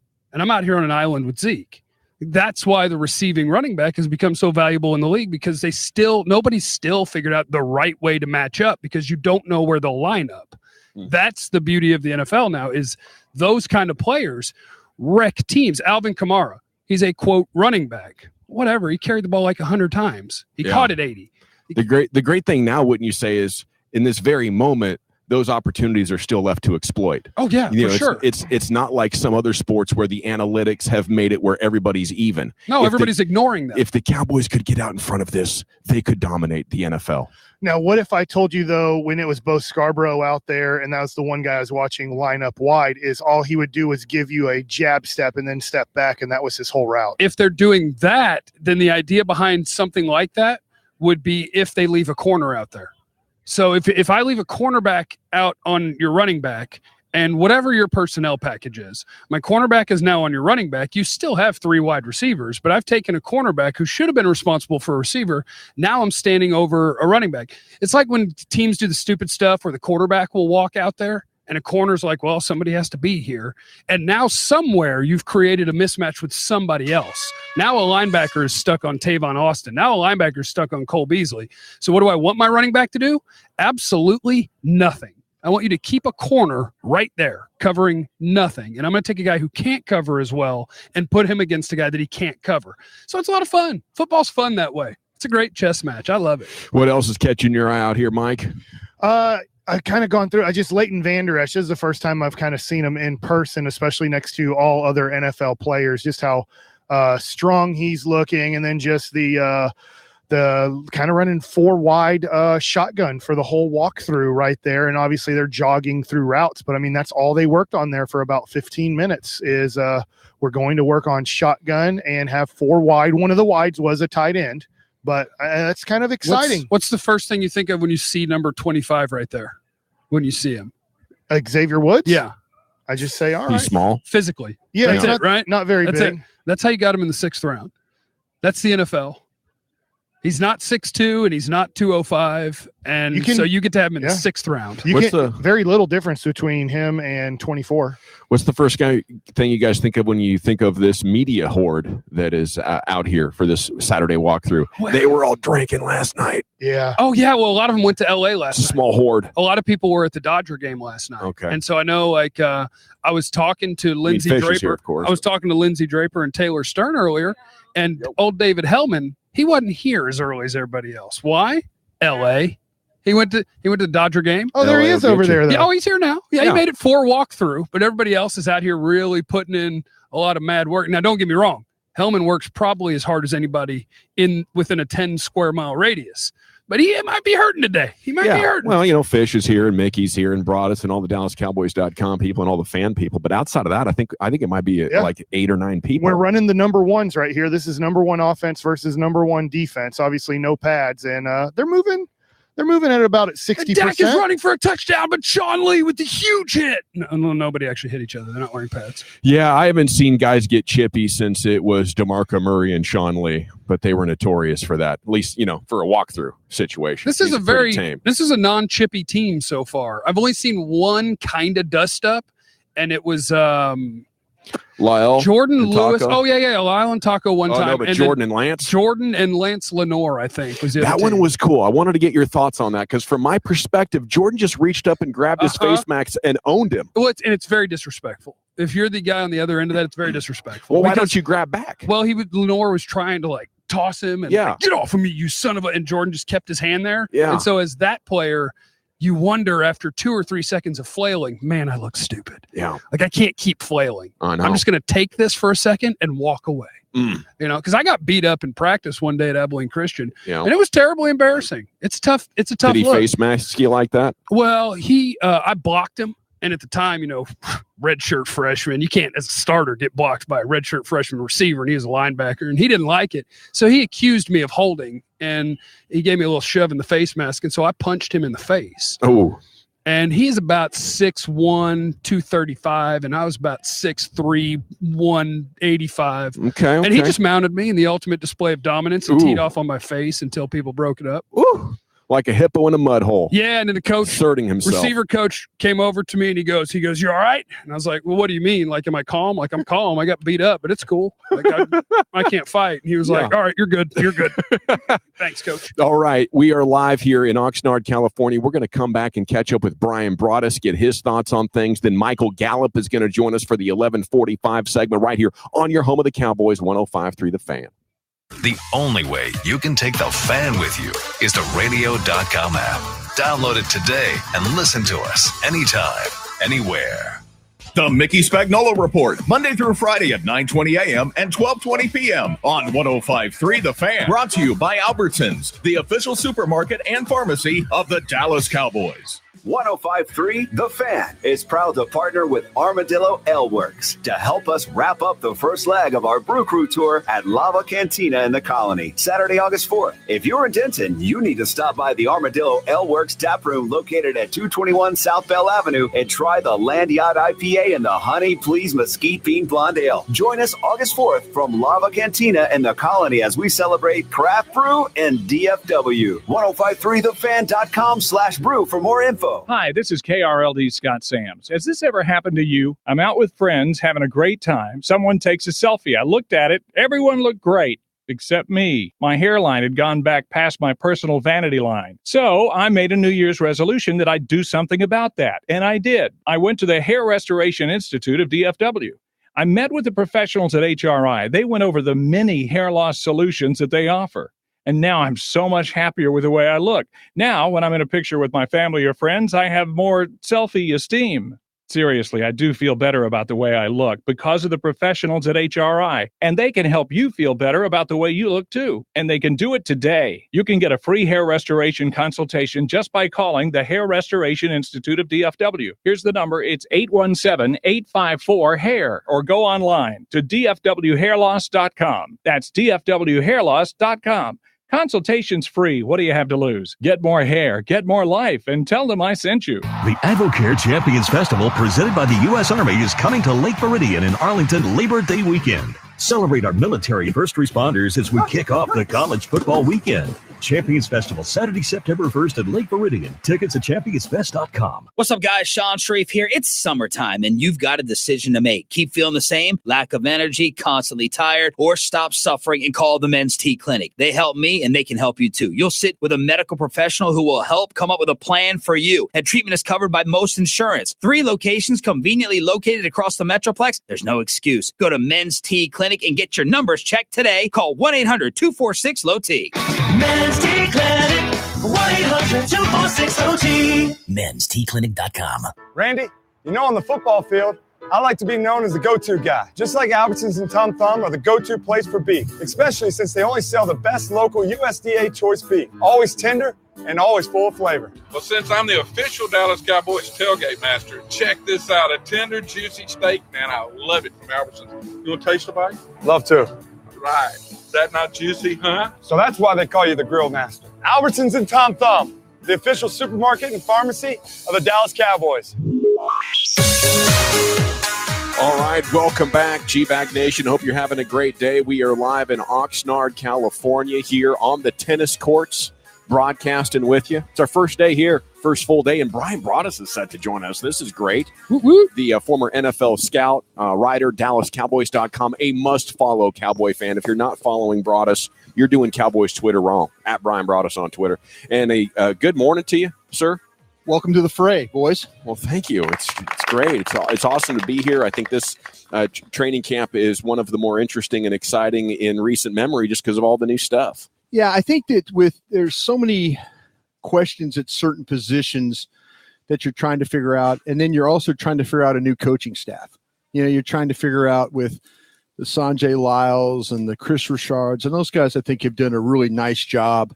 The players appear to have bought in to what's happening. You can see improvement with the receivers. There's a lot of questions about them, but you see 4 or 5 guys a day practice well. And I think that's a good sign of guys buying in, but also a coach that's able to kind of get his message. Hey, we got to run better routes. We got to finish plays. We can't make mental mistakes. And, for the most part, you see guys out here, it's very, very rare for them not to do things the right way as far as executing plays, but it's been a good camp so far. It's been a lot of good for evaluation. Are we okay? Individual evaluation. Yeah. How about a scheme evaluation? Are we going to start to see some of it tomorrow in the scrimmage, or is it preseason, or do we got to wait all the way to September? I think you're going to have to wait all the way to September. I think there's some things that they're going to want to do. General, we haven't seen Tavon Austin play as a running back yet, and we've seen him work a little bit more on the screen stuff. Which is something that people are like, hey, how do you get the ball to Ezekiel Elliott? Well, you get it to him with screens. We've seen him, they push him on the outside. The thing that I've noticed, and I think we talked about this on when you had an opportunity, was with the situation with the what they want to do with these receivers. And I go back to Cole Beasley playing on the outside as a true X or as a Z. Tavon Austin playing as an X or a Z. That's something that we didn't. I never thought that you could take a 5'8" guy and put him all the way on the outside and have the ball go down the field the way they have. So there's some primal yelling going on out there with the gentlemen. Have they been doing this at the end of every walk around? I don't know what. I don't know what's going on. That's it's got everybody's attention, and like we're sitting here on a tennis court, and I'm hopeful that like I say, the DallasCowboy.com group. Mike Bassick is doing a great job at just abandoning the show. He's going to report. And that's Mike. You guys do a great job. And Mike just decides to abandon. But you never know. Every day from 10 to 3. Especially after Mike likes it. After he does his segment, then he kind of moves on. We get some nuggets or whatever from him. But I think that I think when we start to see what is in the game plan, I think that's something that's going to be Carolina related. When we do our Friday shows together, and you guys go, well, hey, Broadus, it looked like they did this differently. Yeah, the film showed this or showed that. I just don't think they want to show us everything that they want to do scheme-wise here today. But again, the receivers being on the outside, the small receivers, is something you don't normally see on an NFL offense. So there's plenty of practice time once practice is closed later and before week 1. Yeah, I think once we get back to the star, there'll be some of those times where they have practices and we're kind of like, oh, this is kind of cool. But yeah, when they get to Carolina week, I think that all the things that they've worked on scheme wise in the summertime, when we were all kind of thinking about, okay, how do we get out of the office at 2:00 today? I mean, they were coming up with ideas like, this is what we need to do. Do you think NFL coaches are way too paranoid? Yeah. Okay. Because to that end, I'm thinking, you know what? We're in training camp. Are we really going to spend 3 or 4 weeks lining up Tavon Austin at X and Z, even if he's not going to play there, just so teams aren't ready? Yeah. See, I think that to me, this is where we used to do something really unique here. And we had a thing called Training Camp Live. Yeah, I remember. Teams loved it. Teams loved it. And I had an NFL coach call me one time and go, hey, listen, man, you guys got that Training Camp Live thing down. I mean, he goes, I get my plate of food, I sit down, pop it up, watch 15 minutes. You show me all the players. You're talking about the players. You're saying who's practicing well, who's not. He goes, I don't even have to go to a personnel meeting about your team. I know exactly what you guys are doing. And that was the end of Training Camp Live. And then Derek Eagleton looked at me and goes, hey, we're doing this Training Camp Live thing a little too well. So now Kent Garrison, who's a very talented individual, he's By the way, he's got a documentary coming up on Parcells and his time here with the Cowboys. It's coming out next week. That's incredible. But Kent now will do the training camp live, but he shoots it really tight. So you see, like, like a player takes up the whole frame. There's no route combinations. No, you do not see what route they're running, and and we don't. And that's what we were doing. We were doing it just where we'd see these young guys. You could sit at home and watch that 15 minutes and have an idea of how practice went for some guys today. So Jesse Hawley brought up during crosstalk today. He said that for Jason Garrett, at least the Jason Garrett that he knows, when you're going to put in new stuff into the book and you might want to run it in a game, that you have to execute it a whole bunch in practice for Jason Garrett to feel comfortable with putting it in a game. He's not a guy that says, well, it's not really working that well in practice, or we only executed it half of the time. Right. And he said if Dak Prescott isn't better at practice, then you might not see a lot of new stuff in 2018 because Jason won't feel comfortable unless he believes it's working to perfection in practice. Jesse makes a really good point. I think that Jason Garrett is to the point now where he better figure out what works. I think we're at the point in time where, this feeling comfortable and we need to do this and do that. I mean, he came out last year and admitted he messed up the Chaz Green situation. That was brutal. He messed that up. And as an organization, Jason Garrett is not going to have many more opportunities to say, okay, we need to just think about this or that. I think that they're going to have to. I think that this is when you have a new coaching staff, like I said earlier, Mike, and they come in all together and they said, okay, what did you do? How did you attack? Scott Linehan, if Scott Linehan's smart, he would have went up and Jason Garrett sitting in those meetings. It's like, Sanjay Lyle, how did you guys do things at Buffalo? How did Paul Alexander, how was your running game at Cincinnati? I don't think you could sit there and say, oh, we've got time to kind of just to work things or prep things. I think you have to find ways to be more creative. They can't allow Cole Beasley to get covered as well as he got covered last year. And that's because people got a beat on how he was playing. So I just feel like, though, that this is a year where you will see different things. You will see a different game plan. They're still going to want to run the football, but I think they'll be a little bit more creative in the way they throw the football with the route combinations, the route runners they have, because if they don't, we'll be talking about a whole new staff here next year of guys of maybe being a little bit more creative. You mentioned Paul Alexander, the new offensive line coach, and I've been following along on social media and saw that all-time great offensive tackle Willie Anderson had been out here. Right. How much can an all-pro, how much can one of the best tackles in the game learn from a former all-pro? Like, how much different do they do their jobs? Well, the thing that Paul Alexander's teaching, and it kind of came up, and I know that Garrett's press conference has come up during your show, and he talked about low hand, high hand, and this is different. This was something that I'm watching Lyle Collins. I'm thinking, God, he's bad with his hands again. But they're trying to do things a different way low hand, high hand.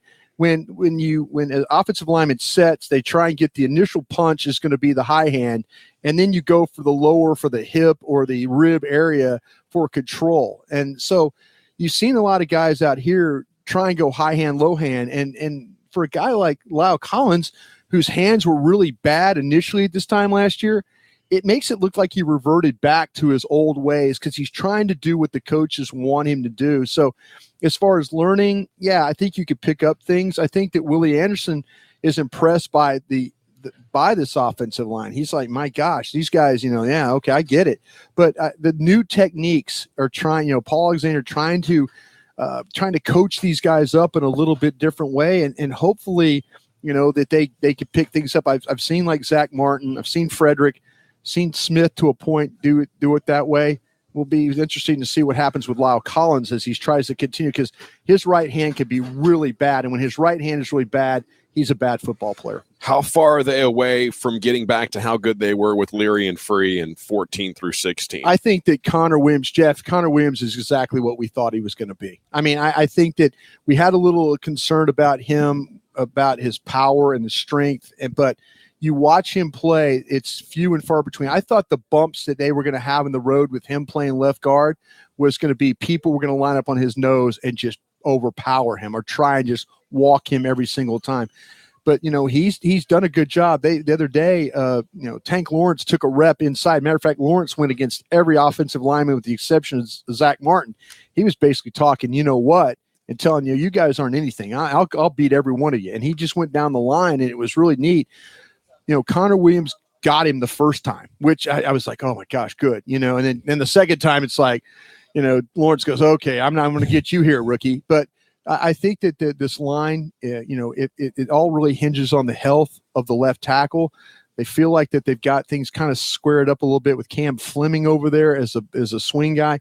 I felt like that he had a little bit better practice the other day, but he's been kind of a 50-50 guy. He's had some good days. He's had some bad days.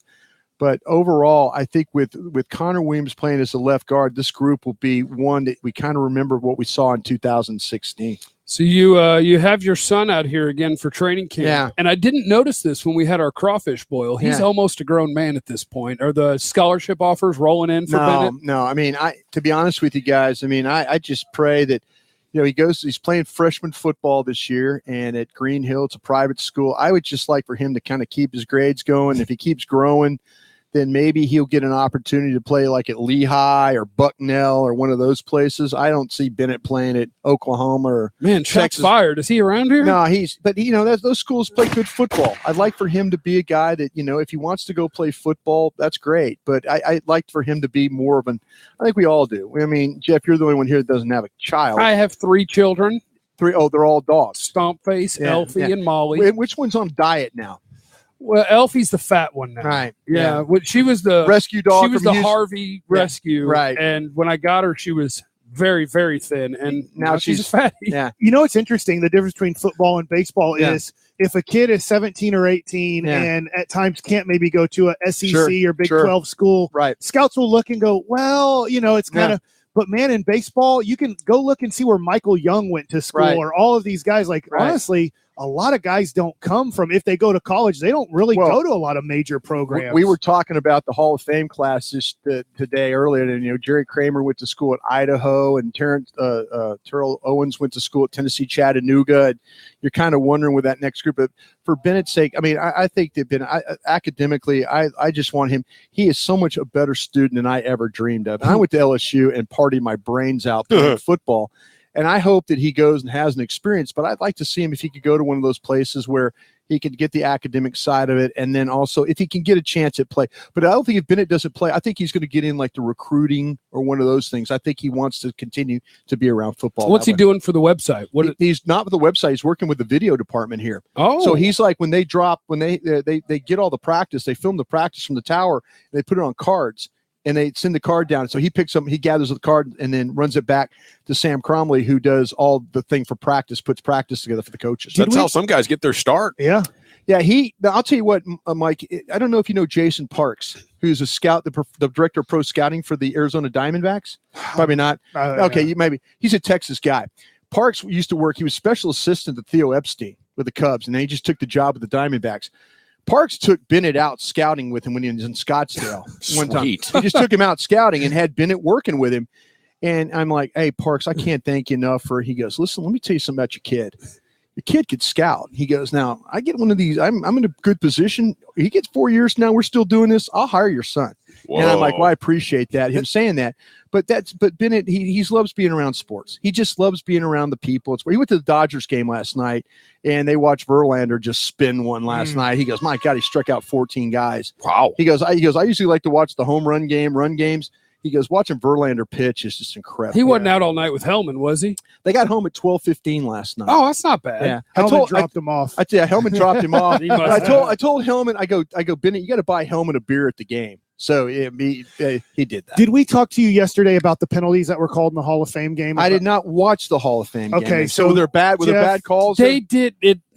A couple. The first couple. The helmet rules. Yes. The first couple were by the rule. It was like, okay, that's a penalty now. And then there were some other ones. One, they may have just called it a defenseless receiver, but it was like the guy's going to catch a touchdown, right? And the safety hits him in the chest with his face mask. And they're like, that's a penalty. And I was just like, what are we doing? Yeah, this is my biggest fear is doing the games, on our station here, And I went to the referee conference in Dallas to try and learn the rules, because my biggest fear is something will happen during a game and I'll be like, oh God. On TV, they didn't know. Collinsworth was like, well, you're going to see he's going to lower, and he didn't lower his helmet at all. And he's like, and that's They're telling us to break, but I got some lightning round questions for you. I'll tell you what. Go ahead. It's Saturday. There's no rules. Favorite cut of steak? I like the T-bone myself. Porterhouse, yeah. We're going to have a steak night every night at the Dulce Vita Tequila Beach House. Oh, wow. If you'd like to join us for any one of them, just let us know. I appreciate you and it. Bennett are welcome. Thank you. We'll pick up extras. National Chocolate Chip Cookie Day. Is it the king of cookies? No, I actually think I'm a big fan of Snickerdoodle. No, I like I'm a cinnamon raisin guy. I like oatmeal. the cinnamon, oatmeal, Okay. that kind of thing. And NASCAR sure is fun, isn't this year, with the big three dominating all the races? It's not fun because I need these guys. I need other guys. The playoffs should be interesting. Okay. That's what I'll say about that. All right. There he is, Brian Broadus, a man of many talents. His top one being football scouting. Read all of it at DallasCowboys.com. Thank you, sir. Let's do this again sometime. What you guys out here? What's next, Gavin? Michael Gallup. Yeah. All right, good for you guys. Yeah. Good get. We'll talk with the Cowboys rookie wide receiver next on your home of the Cowboys, 105.3 The Fan. The one place to grab the fan wherever you go. Radio.com. Download it today and listen to us anytime, anywhere. Nick here with American Motorcycle Trading Company. One of the largest inventories in the state, requires lots of room. Check out our new location on the northeast corner of 121 and 183 in Bedford. We also buy motorcycles and give top dollar. Check out TexasMotorcycleBuyers.com. That's TexasMotorcycleBuyers.com. AMTC now in Bedford, the freedom to choose. When working at a growing business, you wear many hats. The new business hat, the buying toner for the copy machine hat, the sifting through tons of resumes hat. You can throw away that last hat thanks to Indeed.com. When posting your job, Indeed lets you add screener questions that give you a less time-consuming route to your short list of qualified candidates. So go ahead, dust off that extra long lunch hat. Hiring's better when you've got your short list. Save time on hiring when you post a job on Indeed. Get started today at Indeed.com/hire. DFW Restaurant Week announces FedEx Office as our new fourth course partner. Spend $10 at any FedEx office in DFW and request a fourth course certificate while supplies last. Redeem your free fourth course certificate during DFW Restaurant Week. Restaurants serving a fourth course are listed at DFWRestaurantWeek.com. Your car's engine deals with pressures that can cause intense friction that can waste up to 10% of engine performance. power up with Castrol Edge with fluid titanium technology. It's 3 times stronger than leading oils against viscosity breakdown. Buy 5 quarts of Castrol Edge and a Purolator Boss filter for $32.99 at Advance or participating CarQuest Auto Parts stores. 3 times stronger based on Kurt Orban test. 5W 30 degree. Most sports are played outside, so they should be enjoyed outside too. That's why Buffalo Wild Wings offers the sports patio. Sure, you can stay indoors with air-conditioned comfort and human-friendly light, but few things beat natural light, a cold drink in your hand, a delicious wing in your mouth, and athletes entertaining you on television. So order up some cocktails or beers and some of our signature shareables. Then watch all the games on our sports patio. Buffalo Wild Wings. Wings, beer, sports. Patio availability varies. Please drink responsibly. Randy, you know, on the football field, I like to be known as the go-to guy. Just like Albertsons and Tom Thumb are the go-to place for beef, especially since they only sell the best local USDA choice beef. Always tender and always full of flavor. Well, since I'm the official Dallas Cowboys tailgate master, check this out. A tender, juicy steak, man. I love it from Albertsons. You want to taste the bite? Love to. Right. Is that not juicy, huh? So that's why they call you the grill master. Albertsons and Tom Thumb, the official supermarket and pharmacy of the Dallas Cowboys. Hi, this is KRLD Scott Sams. Has this ever happened to you? I'm out with friends having a great time. Someone takes a selfie. I looked at it. Everyone looked great. Except me. My hairline had gone back past my personal vanity line. So I made a New Year's resolution that I'd do something about that. And I did. I went to the Hair Restoration Institute of DFW. I met with the professionals at HRI. They went over the many hair loss solutions that they offer. And now I'm so much happier with the way I look. Now, when I'm in a picture with my family or friends, I have more selfie esteem. Seriously, I do feel better about the way I look because of the professionals at HRI. And they can help you feel better about the way you look too. And they can do it today. You can get a free hair restoration consultation just by calling the Hair Restoration Institute of DFW. Here's the number. It's 817-854-HAIR. Or go online to dfwhairloss.com. That's dfwhairloss.com. Consultation's free. What do you have to lose? Get more hair, get more life, and tell them I sent you. Cowboys training camp is back. You can count on your home of the Cowboys to be there for you every single day. Plus, we'll bring you the uncomfortable stories that happen at our Dulce Vita Tequila Beach House. Camp coverage is brought to you by DMS Roofing, Albertsons Tom Thumb, and Twin Peaks. On your Turn It On, Leave It On Cowboy Station, 105.3 The Fan. Welcome back, Nation. We're live at tennis courts, Oxnard, California, right here on your home of the Cowboys, 105.3 The Fan. Hope you're heading out to that Brew Crew tour. Scanning the guys are heading to Lava Cantina in the Colony. Get up there and get a souvenir glass, do some fellowship, and crack a few coldies with your favorite fan hosts, at least the ones remaining back at DFW. I mean, let's be honest. Here's Mike Fisher at Fish Sports on Twitter, our ace reporter and insider. He's been here since the start of training camps, been all over the beat. Good morning, Fish. How you doing? Morning, afternoon, and evening, G. Yeah, so stories you're tracking. What's exciting you right now? What's blowing your Fish skirt up? We're going to have some fun with the officials today. They roll into town to try to explain the inexplicable. Yeah, oh, yes, the rules. How are we doing with that? You got to lead with your face mask, right? Which is also illegal sometimes. Right. At least the way they called it in the Hall of Fame game. When we were 8 years old, that's what you were taught.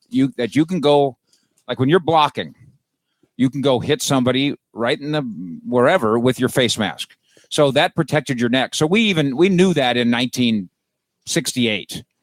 But now we've discovered that if you hit with the top of your head, you might give yourself CTE and you might give your victim CTE.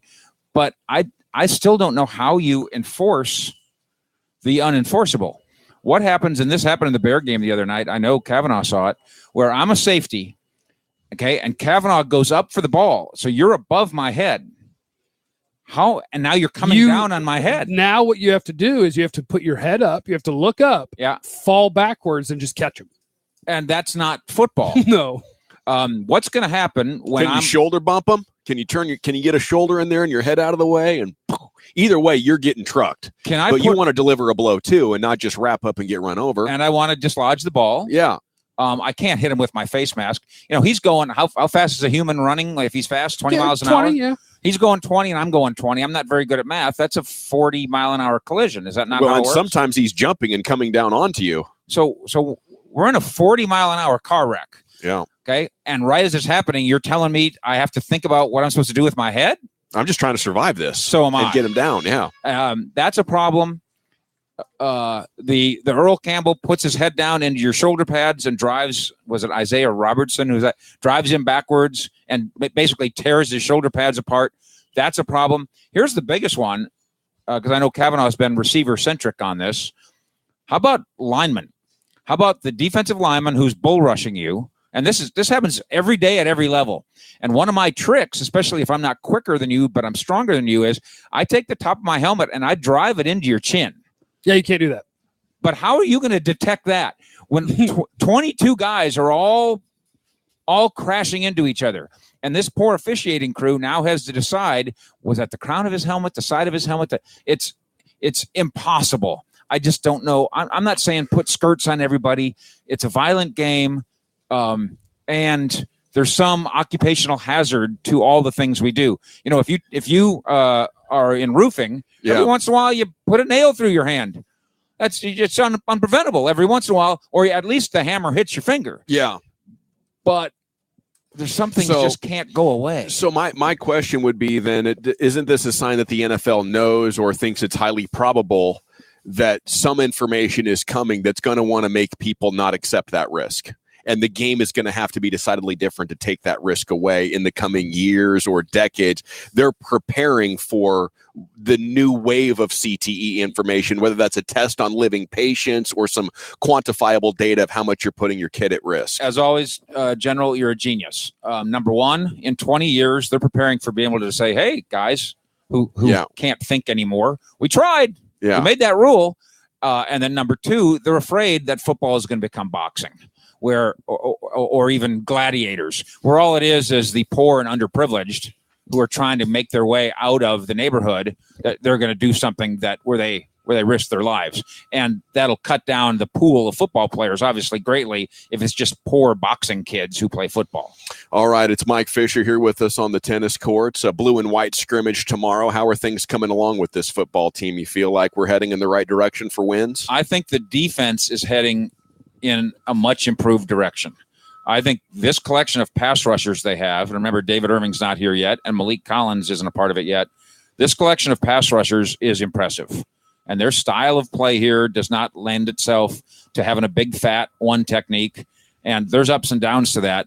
But the up to it is your one technique defensive tackle can rush the passer. So they'll come at you there. And then I just think Byron Jones and Cheeto Awuzie have been the stars at camp. I think they win almost every day, with all due respect to Cole Beasley, who's done good things. And so defense, star up, as Sean Shreve would like to say. I forget his name last year. Was it Jerome Henderson, the secondary coach? Baker. Henderson Joe was Baker. before Baker. Yeah. So Baker looks horrible in all or nothing, and Sean Lee's having to explain to him why a defense doesn't work. And now you have Chris Richard show up and be like, you're a corner, and he's the star of camp and looking like a good corner, not just an acceptable one, but a good one. That's the power of a good coaching staff, I guess. Almost everything about All or Nothing was framed, fun, framed, and unfair. Any coach who's not here anymore, we showed every mistake they made and nothing positive. Right. Des Bryant, we showed everything players, negative. Yeah. Sean Lee looked like he was, it looked like he was Han Solo in Star Wars. Well, he is. Maybe he is. He is Han Solo. But the closing, that closing thing of All or Nothing, where it's the season's over and everybody's going home except for one guy in the darkened film room. One guy stayed late, and it was Sean Lee. Because he probably did. He probably did, but like J.J. Watt on Hard Knocks, that was fake. Yeah. Sean Lee is real. There might have been a mediocre African-American player who stayed late too. Might have been. That's not very good television. I think that would have been fine television on Amazon. Let's put the handsome white guy. Let's make him Gary Cooper and Han Solo. They did that to Matt Eberflus. They didn't know if Matt Eberflus was coming back, so they didn't put him in the show ever. They couldn't decide. You go back and look at the Sean Lee, Joe Baker, and maybe Joe Baker was a bad coach. Yeah. But that 15 seconds didn't illustrate it. That happens all the time on the sideline where players and coaches are arguing, debating.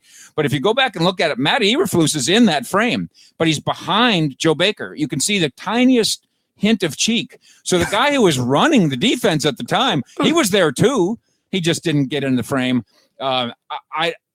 I think it's better to get impressions by doing what GBag Nation is doing this week. Let's stand there and get our own impressions, and then let's talk to players and coaches and add to those impressions. That's the right way to do this. So Richard sure seems like, just from what we've seen so far, more than a secondary coach. There's no question. I've had a couple players tell me that the playbook now is Richard friendly. It's reflective not only of some of his concepts, but even some of his terminology. I think Chris Richard is the heir apparent at defensive coordinator. I mean, next year. If not more, depending on what happens with the head coach. And you guys will see it this afternoon. His imprint is all over this thing. He's running and jumping and high-fiving and tackling people. He has good knees. That's what I noticed. Yeah. Because he'll run around. I can't run around. I noticed that this morning. Sad. After your fortnight, you tried to walk to the sink. Hey, you're fired, Fish. You're fired. We have a guest. Fish is fired. Fish is fired. Thanks, Mike. Joining us now, Cowboys rookie, third-round pick, a favorite of Jeff Kavanaugh. He's Michael Gallup joining us now on your home of the Cowboys, 105.3 The Fan. We'll come over here. We'll get this headset on you. Nice to meet you, sir. Welcome to the Cowboys, I guess, from me. Gavin Dawson. Yes, from me. Nice to meet you. How you doing? Okay, we got that microphone on there. How's your camp going? I'd say my camp's going pretty good. Right on. And what do you like about it? What's going well? What I like about it, I like that everybody's competing out here. I like everybody's actually having fun out here too. That's the biggest thing. They say if you don't like what you're doing, then don't do it. Well, speaking of having fun, you know who this gentleman is right here. This is Jeff Kavanaugh. He is one of our scouting experts on your home of the Cowboys, 105.3 The Fan. And I would like him to sort of tell the story of how he was trumpeting you. Really, if we go back to January, he was like, this is the guy the Cowboys need. And he said it was his hope and dream that you would be there and available for the Cowboys to take. Jeff. Yeah, let's talk about me for a minute. Yeah. Okay, so how did it start? Well, it starts off, obviously, have you met Brian Broadus with DallasCowboys.com? Big white guy, bald-headed. He works for the .com. It's a possibility. So he was in charge of the Philadelphia Eagles draft in 1990 something. Anyway, he has GM experience, front office experience, and scouting experience. And so about 5 years ago, he invited me and a coworker, Kevin Turner, out, and he was like, "Hey, if you're serious about this draft stuff, let's watch it."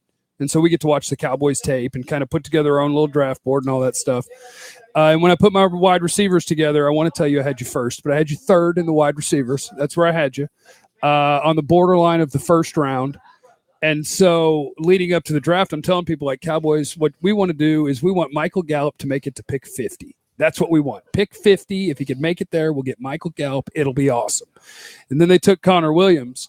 And I was like, okay, if we could get Michael Gallup to 81, that would be perfect. That would be the goal. And basically everybody in the world is like, how are you going to get him to 81? I was like, what if? And I listed out all these other receivers. And sure enough, that's the order they went in. And as we got to, I think, 80, somebody on our draft show out at the Star, we're out at the Star broadcast, and they said, what are you going to do if it's Gallup? I said, I'm going to throw a pizza party. I said, I'm going to throw a pizza party for DFW. And then when they took you, sure enough, we had a pizza party. And we'll have another one if you ever have free time. We'll have another one to get you out there. Do you like pizza? I enjoy pizza. Okay.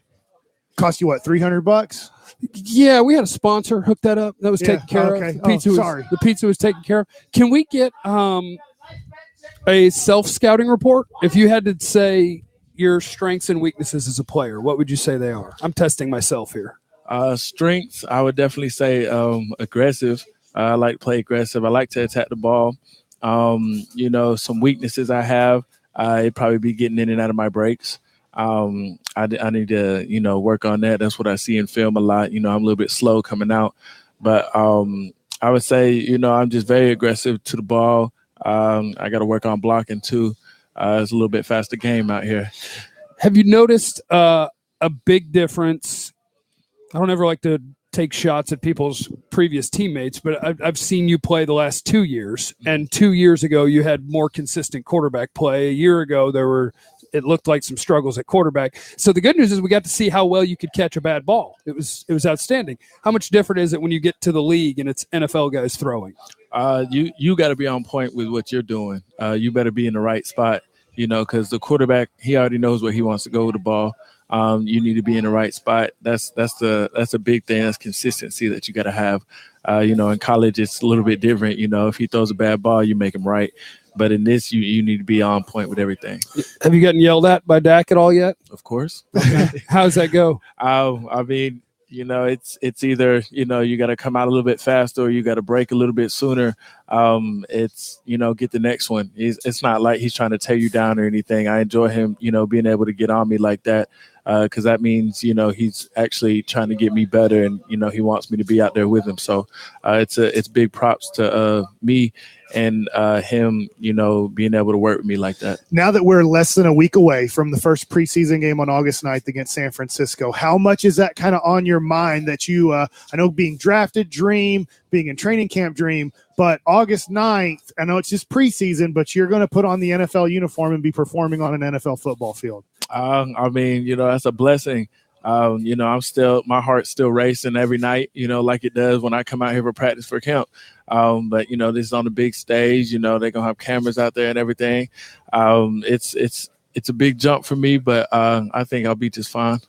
You mentioned one of the things about you as a player is the aggressiveness, and I think that's one of the things that really jumps out is once the ball is in your hands, you're a handful to deal with, even though as you sit across from us, you're not 6'3", 220 pounds, but you're a tough runner with the football. Do you guys as offensive players have to worry about the new rules at all? Dropping your head? I mean, I think we just have to worry about it, for injury sake. It's not, I haven't had anybody tell me we can't drop our head. But just so you don't, mess up your neck or your back or anything, you don't do it for that reason. I haven't had too many problems with that, though. I always leave with the shoulder anyway. Okay, and how many spots is Sanjay Lal having you line up at? Is there one that you're at primarily, or are you kind of everybody's moving around? Everybody in this offense, this year, just because of the players that we have, it's a little bit different. Everybody plays a little bit of something different. But primarily, I'm to the boundary and the outside. But I can go on the inside, play the slot as well. Is there somebody, you mentioned Dak, showing you what he wants and all that. Is there somebody in the receiver room that's sort of taken charge of taking you under their wing or something and showing you the tricks of the trade at this level? That's honestly like every vet we have in the wide receiver room. They're all good about that.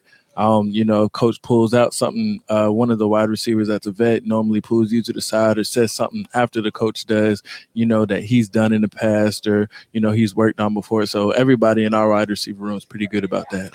What's your goals for your rookie year? Have you thought about those or, thought about what you want to accomplish in the game? Not really. You're smiling. You have a goal. It's more like just being consistent. If there's a ball thrown to you, catch the ball and run. If you need a block, make sure you make that block so the running back or whoever else has the ball scores a touchdown. I don't really have, expectations or anything. Just be great. Now you're coming into the NFL at a good time to be a celebrator with the rules changing recently. We got some pretty cool coordinated dances happening in the end zone, guys going bowling, doing photo shoots. You got anything like that in mind for your first one? Honestly, I don't think I have anything. I probably just hand the ball back to the ref, I saw some defensive linemen earlier attempting the floss dance. Oh, yeah? Yeah, that was pretty fun to watch, actually, the big guys trying that. Yeah, Coach likes us to be, excited about everything we're doing. So, if the D-line's getting right, then that, has the whole team getting up. How excited are you about yoga? Yoga.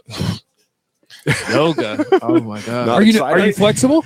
Not at all. No, you got to work on that. Yeah, it's not really a good look for me out there doing yoga, but I do my best out there. I'll tell you just advice. I played Major League Baseball, and at 30 it was over, and I just noticed, and as a young guy, you don't notice these things. You're like, just give me the ball, let's play. Is the guys that lasted till they were 35, 40 years old, had these super long careers. Most all of them were really flexible guys.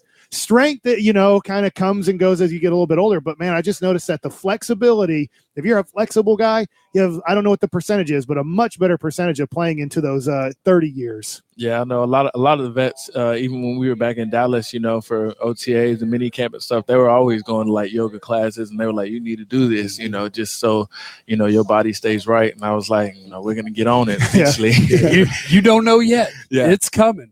Last one, and this one's way too personal. Joe Trahan, if you could earmuff it for me, this one's gonna be a weird question. Yesterday when we landed, we had an emergency on the way here. Mike had an emergency where he had to go. He had to go. And it took a long time to find a place with a public restroom that he had access to. So we almost had a disaster. Do you remember the worst time in your life where you had to go? The worst time of my life. Have you ever? There wasn't a restroom available. Have you ever had an emergency? Please find me a restroom. I think it was when we were at a 7-on-7 tournament, and it was in Jefferson back when I was in high school, and we had just gotten off the bus. And they had no porta potties, and nobody was there to unlock the bathrooms that were actually at the stadium. Nobody was there yet because we were there early. So I was just sitting there kind of waiting, and I sat there for about 30 minutes. And then I kind of, had to scoot on out somewhere to go find a spot. But it was a tough look for the kids. But you did it. You went out and found a spot. Yeah, we went out and found a spot. Oh, that's incredible. Congratulations. Yeah, appreciate it. Was that in nature? Mother Nature was truly calling it. Was Mother Nature. I was scared. It was going to be my first time to ever have to do that, going to the back alley. And but luckily we found a place. Listen, Michael, it's great that you're here. We're happy for you. Best of luck. We'll be pulling for you. Thanks for sitting down with us. Yes, sir. I appreciate it. There he is, Michael Gallup, Cowboys rookie on 105 through the Fan. We'll Michael, be back. Now, if you could earmuff it for me, the best receiver on the Cowboys, Michael Gallup, joined us. Ooh, there he goes. Jason Garrett's press conference is next on the Fan. The only way you can take the Fan with you is the radio.com app. Download it today and listen to us anytime, anywhere. It's time for some straight talk. School's starting, so I'm going to drop some phone knowledge on you. You're paying way too much for wireless. Switch to Straight Talk and get the same 4G LTE networks the big guys offer for up to 30% less. Plus $100 off the latest Samsung Galaxy smartphones with in-store activation of any of our unlimited plans. No contract. Knowledge dropped. Class dismissed. Straight Talk Wireless. Only at Walmart. Offer ends 10/10/2018. In select stores only. Savings may vary. Refer to the latest terms and conditions at straighttalk.com.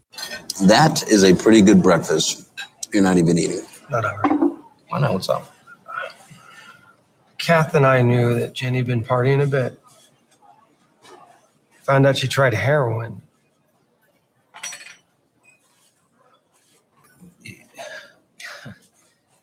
Most people don't know what to say about drugs, but we do.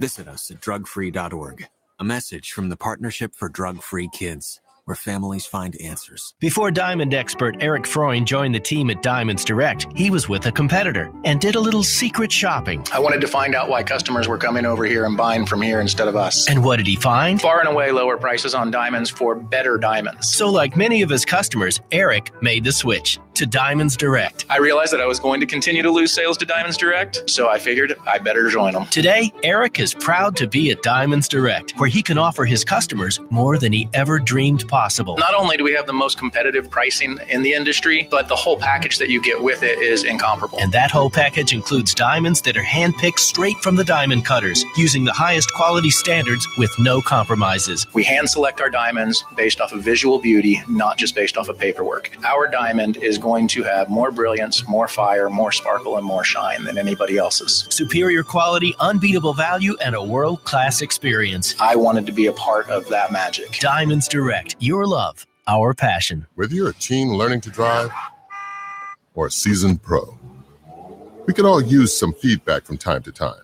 And with DriveWise from Allstate, you'll have it. Real-time feedback plus driving tips sent right to your phone. So download the Allstate app, activate DriveWise, and get on the road to safer driving. Talk to a Dallas-Fort Worth area Allstate agent today to find out how DriveWise can save you up to 20% on car insurance. DriveWise insurance feature is optional. Savings based on driving behavior subject to terms, conditions, and availability. Allstate Fire and Casualty Insurance Company. Smartphone required. Are you in good hands?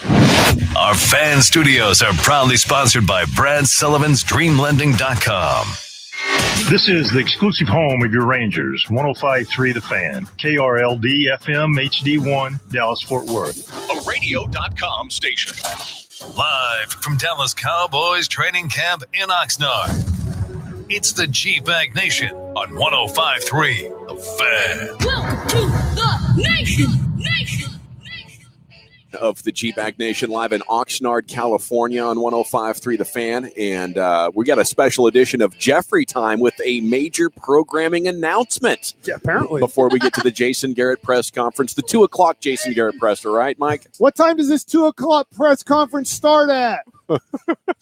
That's a good question. We'll find out probably around 2:19, 2:20. In the meantime, here's Jeff with El Tiempo. Cone Heffrey. Yeah, and this is a mail it in Saturday, and if you're a special guest who hasn't been introduced yet, you're not allowed to talk yet. You just wait.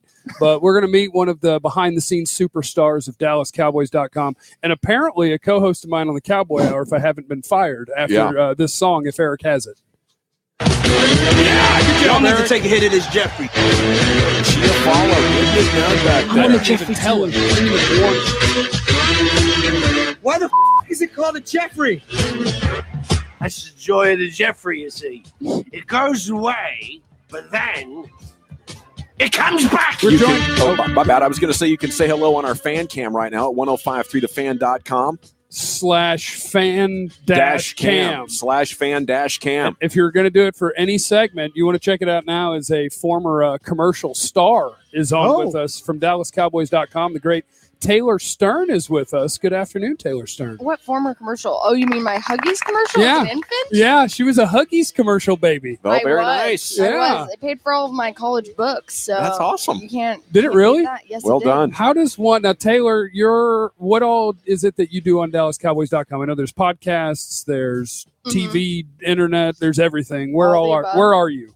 All the above, kind of what you said. But yes, technically, content strategist is my title. So that is what I do. But I also am a co-host on Cover 4.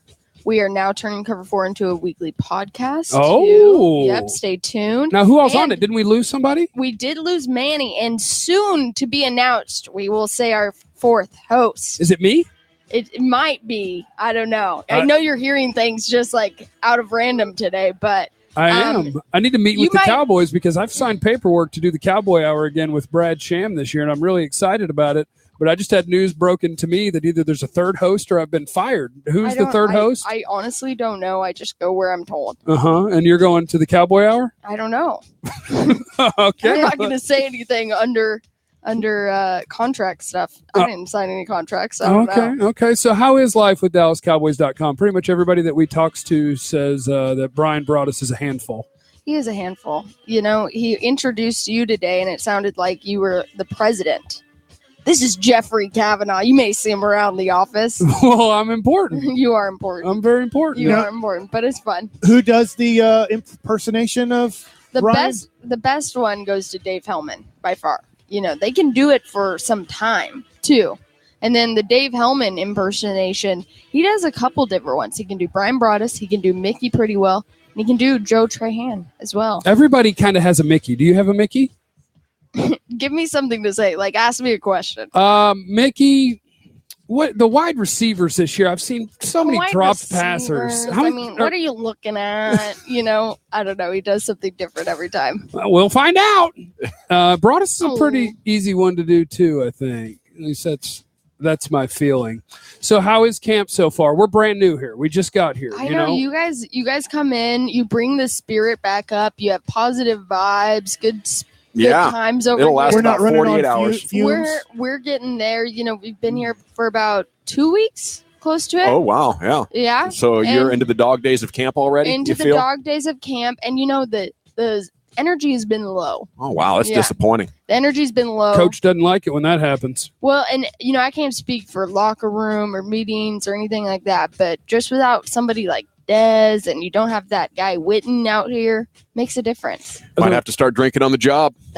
Are there less curse Hearing words? that might help. Okay. Are there less curse words now without Dez and Witten? Because that's one of the things that I don't think everybody knows about Jason Witten if you've never been to training camp is he's a cuss guy. He is. Coach Marinelli's still out there, though, so he's holding it down for everyone. I don't know. Every time we've had him on, he seems really calm and reserved and in control. Oh, he is like my grandfather, and I love him to death, 1,000%. But he steps on that football field, and he's a new man. Something just changes in that Something poor just guy. changes. Yep, it gets crazy. But what are you guys thinking about it out here? About cussing on the field, I'm up for it. That's You what I think got to you could do. do that? Help the team get some wins, motivate them. Who do you want to cuss at specifically? Oh, wow. Yeah. Anybody I on don't the know. Cowboys? Like, if you could just no hold Good back, question. just like totally rip someone. Mike. Who would you? staff. Yeah, I would probably pick Yeah. Garrett because the 2 You p.m. wouldn't get in trouble. That's the whole thing. Yeah. Let's go. Let's have a go with Garrett. I think it would be Garrett. Yeah. Like the 2 p.m. press conference, it's 2:08, and most days it's 2:20. And we were told 2. Here's a question that maybe on the inside you could help us out with. How does in football they're so maniacal about the schedule, and you got to be here, you got to be there, you're getting in trouble if you're not, but then they so savagely disrespect other partners and employees of the same company's time in situations like this. Doesn't that seem odd to you? Where's really the coach? hurts you? Taylor, where's the coach? Where is he? It doesn't hurt that bad. Now, the only it's just a thing good I talking can point. say is that being at training camp, you get a different view than when you're back at the Star. So you can see maybe Coach Garrett's having a really in-depth conversation with Randy Gregory, with Ezekiel Elliott, you know, and it just kind of ran over. And so, Okay, company. You're from the company. I see where this is headed. Oh, this is Let's company just change. talk. That's the company line. So you get to have access to all of these players a lot more than any of us do because we do a radio show. We're not out here every day, and you have them on Cover 4 and yada yada yada. Yeah. Who are some of the Dallas Cowboy players that, when the camera is off, are the most fun to be around? Like Tyron Smith. Tyron is he the number 1 seed? I think he's number 1 seed. I think you guys feel that too. Everyone at the fan really likes him, right? Oh, I love Great. Tyron. Hate him. Tyron's a great Yeah. guy. No, it's good. What are Contrarian. what are your like, for instance, what are your experiences with Zeke? With Zeke? We hear people out and about that have like negative experiences. You see him with his football team, and it seems like he's loved and he's this great guy. But then you hear from other people like, "What are your experiences?" Who with has Zeke? ever had a negative experience with Ezekiel Elliott? I keep a list. I have a. We notebook. always talk about like if there's one player that you could just go out with, like as far as like have a crazy night in Vegas. You guys got really quiet. What, are you scared of Hellman? I don't know. Mike, what just But I was happened? going to say hi to the guy who's hung over right there, getting ready for the press conference. Dave, come over here. Until Garrett's here, you're with us. Come here Cool, real quick, Dave. Come here, David Hellman. Yeah, Zeke Elliott's awesome. I've had great experiences. All right, we're also going to bring in the great David Hellman of DallasCowboys.com because, David, you last night went to a baseball game, and Brian said you had been at home by 12:15, but I don't think you were in at 12:15. Was that just a quick drop-off? I didn't come back. I stayed in L.A. Oh, you didn't come. No, like Rebel. Till what time? he asked the question Until what time? this morning. Oh, did you had a crash pad down there? You remember Rowan Kavner? Oh, yeah, the great Rowan Kavner who bailed on all of us. to How work many for the dogs you had Clippers. last night? I had 2 Dodger dogs. Are you hurting this morning? No, I feel fine. I mean, we went out and had we had some drinks, but I'm all right. I'm a professional. I told. Go ahead. Do your Brian impression. Well, what do you want me to talk about? I mean, we're talking tape, we're talking chicks. Tape. We're talking tape. Randy Gregory coming back. What do you expect? Great. Guy can really bend, You sound like so Marinelli. quick around the edge. You really do sound like Marinelli right now. But they're kind of the same. You just drop your voice an octave and talk about punch. You could grip, do your Mickey one, good though. arm over. No, why do you want to talk about that? I don't know. I'm not good at this stuff. Well, it's nice to have. We're just really burning segments. Right? It's a mail it in Saturday. We're just waiting on Garrett. Nobody's listening to this. No, a lot of people. Does anybody you get upset that Garrett's never on time? No. But they got upset with players that they weren't on time. Yeah, I mean, football teams treat the media like crap. That's just kind of what they do. See, there you go. Yeah. You are hungover. You're in the say anything mode. I like it. Hey, Text in any question for Hellman Dave, what about me? and for Taylor. I have great answers. She's a Huggies baby. Text in all your Huggies questions. Davey was asking if we've ever had negative or how our experiences have been with players off the football field. Yeah, because you guys get access to them more often than the regular media. We're up for an Emmy with our experience with Dak. We are. Yeah? Yeah. Do you think you're going to win? Not really. We better. I hope we do. Did you I'm think going to it was- manifest it. Did you think it was good? I thought it was great. I loved it. Who was the best part? The best part of like the experience. Well, like I'm not sure what it was. Was it just Dak? We went to Starkville with Dak last year. It was his first time back in Starkville since he became Dak. Well, outside of Starkville, obviously he's been a big deal there for a long time. So It was like interviews with coaches and stuff like that. we talked to his coaches, we talked to former players, we talked to fans. We spent an entire weekend with him. I mean, he gave us a crazy amount of access. It was really cool. Had a lot of fun. Do you know what my favorite part of it was, though? I don't. It was great. Dak was super including. Everything was awesome. My favorite part was that Sunday night we got invited to go to wherever. What country club was that they were all I staying don't at? even remember, but it was a country club out in. It's actually a really exclusive country club in the Starkville area. Is there such a thing as that? No, it's actually apparently it's pretty famous among people who care about golf. I don't remember what it's called right now. Anyway, they were having a crawfish boil there. Oh, it was Yeah. Brian out there telling him, like, that's not how you do that. Let me show you the He right. would have if he had been. He's like, oh, come on, Dak. Like, oh, you're not even purging them. Oh, come on. But Dave wore a shirt that legit he got when he was in middle school that had paint on it. That's your favorite part of this. No, there were other times, but I don't know how much we can reveal. I wore a ratty T-shirt to a crawfish boil because I've been to a crawfish boil. Yeah, they get messy. Taylor doesn't go anywhere without dolling herself up to the nines, so that's a foreign concept to her. What did you go with? Sundress? No, I think I wore a romper, but I still play golf, and everyone just made fun of Dave's golf swing. Yeah, I don't play golf. Yeah. Ever?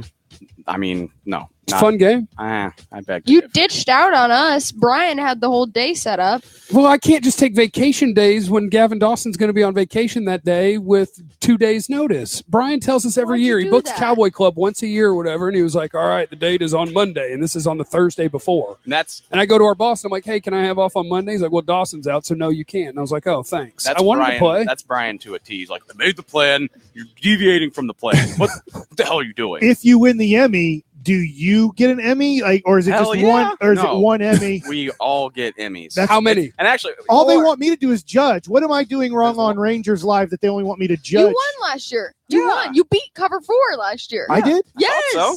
What up, Mike? No way. You don't even You know. beat I don't think nobody That's told me. Literally, like me and Taylor Didn't you cried win? for like a week about What did not we? winning. It said Rangers Live won. I believe so. Pregame, I think. I'm calling somebody up. You Was were it- owed an Emmy. You are. Wait, was it I- pregame or? I do the pre and post. I think It's called I Rangers think it Live. is. I don't remember. Or but Rangers Insider? we Is that we a lost- thing? Probably was Rangers I Insider. probably. You got to get on that show. Are you on that show? No, Mike's Oh, he's not an yeah. Emmy winner. no, I don't think I am. As long That was as an exciting moment, though. See how the feeling Yes. is if you win? I know. You for Skin has one. Somehow Fisher got one For having a eight- big head. for 8 seconds, Mike thought he was an Emmy winner. Who'd been He changed shorted. it as his I'm Twitter sorry. bio like instantly Yeah, as long as we're I am changing it right shamelessly- now. Thought I was an Emmy winner. for 1 second. Yeah.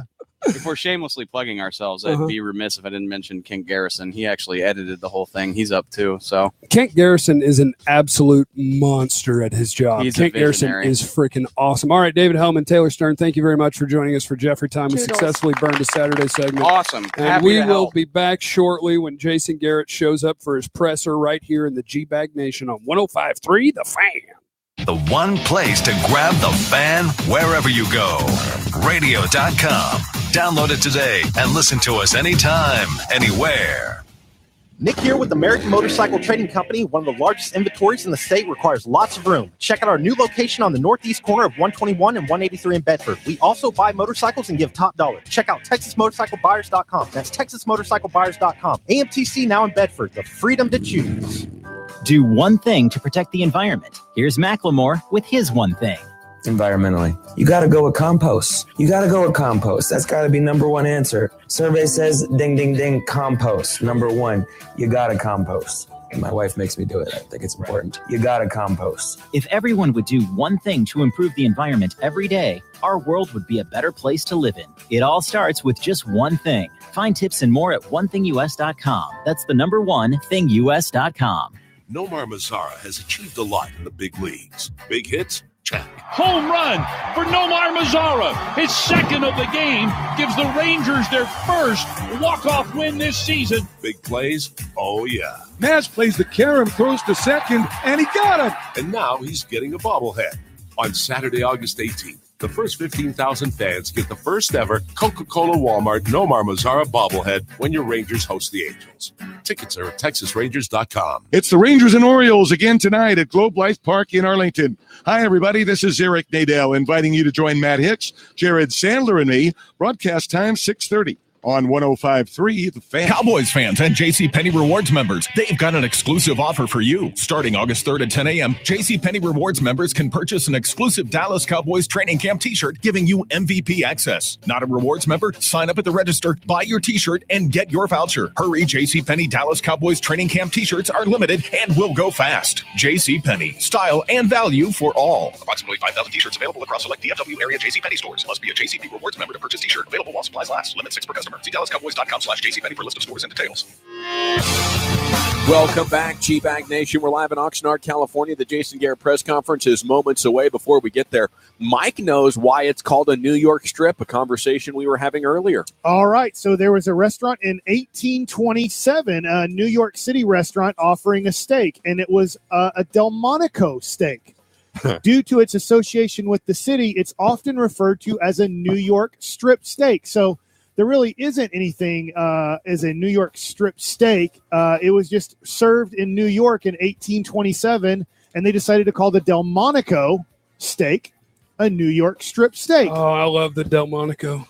Very nice clarification and timely as Brad Sham joins us from the broadcast. I heard food position. being mentioned. And yes. So I want to welcome you guys to Well, camp and tell Mike especially I'm looking forward to having a drink with you at the media party. Yes, thank you. Tuesday. Yeah, I'm kind of nervous. I kind of wanted to stay in the background and just enjoy it, but now I don't think that's possible any longer. Yeah, now if it ever were. Yeah, I might have to. You're an intergalactic television star, so it would have been very hard for you to take too low a profile. Yeah. That's true. Yeah. Although you never know who's going to be at Nobu in Malibu on a Tuesday night. Who's the most famous person you've ever seen there?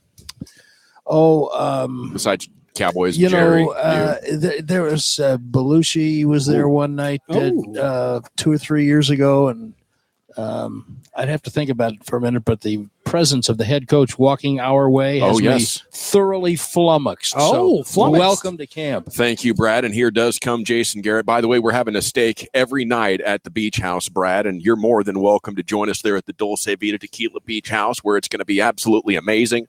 Mickey told a great story about, hello, Jason. Nice to see you. Thanks for having us at your training camp once again. How we doing? Mickey told a great story of John McEnroe at Nobu a couple of years back. And for more on the Cowboys, here is the head coach, Jason Garrett.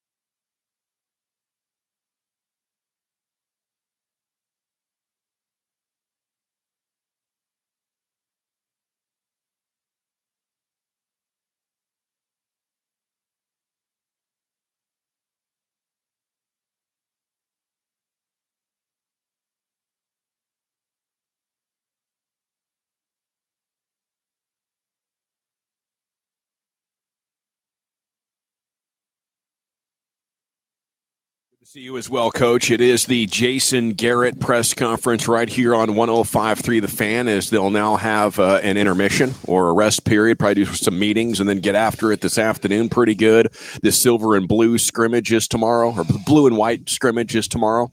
Not the silver and blue debut, of course, which is back in DFW, but quite a few talking points coming out of that press conference, gentlemen. Yeah, and then now they ask like a million other questions. Oh, yes, now the walk-off happens. That's off the mic. It's time to go big-time action. Goal line, baby. Time to go and be men. They got the damn walk-off like 6 feet from us. Yeah. That's all right. I think we should just do regular radio. We're going to do golf voices. No, I don't think I do have a pretty cool story about dogs being able to understand what you're saying. We can do that. Because I just saw a story about a kid who played Fortnite and they say is now a suicidal drug addict. Oh, well, that'll happen. Yeah. I think it's, I don't think that's a pretty clear happens. case of cause and effect. I don't think that's what happens. Is that your but first night to watch Fortnite, I Gavin? just saw it. I played a little bit of Fortnite, maybe 2 or 3 games. Okay. But I like to do it in the co-op mode where you're helping people fight off hordes of zombies. I've only played that. What is that called? Battle Royale or something? Yeah, I think so. I've only played that mode once, but it was the first time I've watched somebody play it the right way that knows what you're supposed to be doing. I thought it was educational. Were you Facebook Living it last night or this morning? I made Fish do it this morning. I was doing a Facebook Live from the beach back to the house. Check out 105.3 The Fan on Facebook. Because I'm going to do a Facebook Live from the house to the Rudder Room tonight, my favorite dive bar in the country. So you're going to want to check that out. And I walked back in the house and I bammed a couple of people. And then I was turning on the Fortnite and I made Fish hold the phone while I played. You're afraid I was coming up the stairs naked? Yeah. For my and then joke? I walked up on a guy who was standing on a staircase, not even looking at me. And I had a shotgun and I still didn't kill him. So I'm continuing to complain about either the Wi-Fi or the response of the controller at this point at the destination we're at. So I don't think I'm going to play here very much. I think the Wi-Fi is on a little bit of a struggle. Okay. You know, closer you get to the beach there, the infrastructure not quite well as built out or something like that. I mean, my gamers know this. If you try to get your guy to look to the right and there's a delay until he looks, and then by the time it starts going and you let it go, well, now you're going to go 1.5 miles to the right. And it's not playable. You know, I'm just going to have to do Cowboy training camp instead of Fortnite. I'm jealous. Go ahead, Mike. No, I'm sorry. Go ahead. I'm jealous of Jeff in the Rudder Room tonight. You know, I'm going to walk over there with him. Mike's going to swing through. It's just a 0.6 mile walk. When I come out of retirement, I'm beelining for the Rudder Room. Yeah, man. we'll be there. I'll have balloons for you. If you know what, I was just thinking about it. If I go terminal, the one wish I'd have is the some Rudder Room balloons and some Rudder Room fun. Great thing there is I can poop my pants and nobody will know. They might have O'Douls. They might have O'Douls at the Rudder Room. They Give might. me a scouting report on that. Let's come back. Yeah, for respect, we should probably end the show to make sure that this goes well. We're not off work just because there's a Garrett presser 4 feet from us. The Lava Cantina Brew Crew tour stop has started about 30 minutes ago. I'm already seeing some pictures on social media. We're going to crosstalk with the boys who are out there getting ready to do a live broadcast from the Brew Crew They tour talk Ben and stop. Skin into a Saturday show? No. It's somebody not else Ben is and out Skin. there. Yeah, Okay. it'll be somebody else. Ben and Skin Okay. might do a half segment or something with them. Before we get there, we'll give you takeaways and thoughts on some of the things Jason Garrett just talked about in the press conference right here on The Fan.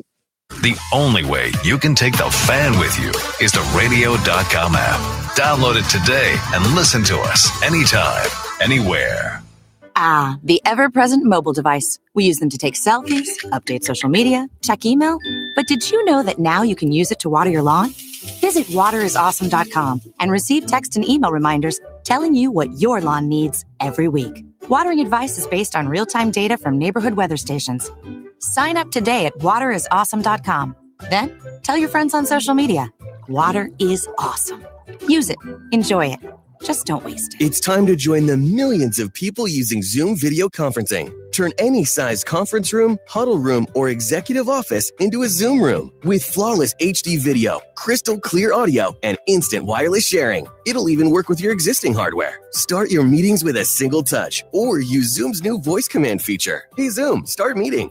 Huddle happy. Visit zoom.us to set up your free Zoom room trial today. That's zoom.us. Zoom video conferencing. Hey, Skin Wade here, and you can join me and the crew at the final Brew Crew stop for now today. We're at Lava Cantina in the Colony from 2 to 4. Come by and pick up your new Brew Crew glass. It's presented by DMS Roofing. Thanks, guys. For more info, visit 1053thefan.com/brew. The right hire can have such an impact on your business, so it's crucial to make sure your job post reaches the most qualified candidates. You could try posting on job boards, but do you really know who's going to see it? When you post your job on LinkedIn, it reaches 70% of the U.S. workforce. And unlike job boards, LinkedIn is a community that career-focused people visit every day to grow professionally and explore job opportunities. That's because LinkedIn Jobs intelligently targets candidates based on their skills, recommendations, even how open they are to new opportunities like yours. Insights that are only available on the LinkedIn network. The result is that your post is matched to the best people for the job. That's probably why a new hire is made every 10 seconds using LinkedIn. And right now, you can go to linkedin.com/BenandSkin to get $50 off your first job post. That's linkedin.com/BenandSkin for $50 off. LinkedIn, you're closer than you think. Terms and conditions apply. Cowboys camp is underway. The Fan proudly brings you the best coverage presented by the Omni Frisco, Albertsons Tom Thumb, and DMS Roofing. Plus, we'll have lots of stories from our Dulce Vita Tequila Beach House. You deserve the best Cowboys coverage, and we deliver right here on the Fan. All right, we're about to hand it off to the Brew Crew guys up there at Lava Cantina in the Colony. If you're looking for a place to go get your afternoon off on the right track, Skin Wade and a selection of fan hosts are up there getting ready to party. We're here in Oxnard, California, where we will be all week long. Tomorrow, we'll be watching the blue and white scrimmage, and then Monday, 10 a.m. to 3 p.m. right here on your home of the Cowboys. Salute to our sponsors, Dulce Vita Tequila. The Beach House is amazing. Twin Peaks Hot Seat. And the webcam, you can watch it at 105throughthefan.com/fan-cam. Omni Frisco, DMS Roofing, and Albertsons Tom Thumb. Injury report, Gavin. Got an injury report here. Our wide receivers are a little banged up. Alan Hearns has groin tightness or strained. A strained. Not pulled. Not pulled. Okay, good. Just a little strain. And Deontay Thompson has a strained Achilles. So we probably won't see Alan Hearns at all the time we're out here. All right. Well, that is good to know and a little bit unfortunate as well. But at least for the most part, they've dodged the worst of it. Outside of David Irving, I think that's a significant training camp blow, but that's a whole nother ball of wax. We'd like to salute Eric Chiafalo producing the show today. He's done I'd say a pretty good job. Satisfactory. 6.5, 7. Sounds like a hairy guy to me. He's on his way. I think he is a hairy guy, actually, because he has the long hair and like man bun status. Okay. I bet he's a hairy guy. Absolutely. Eric, can you verify that? Are you a hairy guy? I can confirm. Only on the front, though, not on the back. Okay. There you go. Right on. Well, salute, man. Thank you. Nice job today. My pleasure, boys. No more. Shh. That's Okay.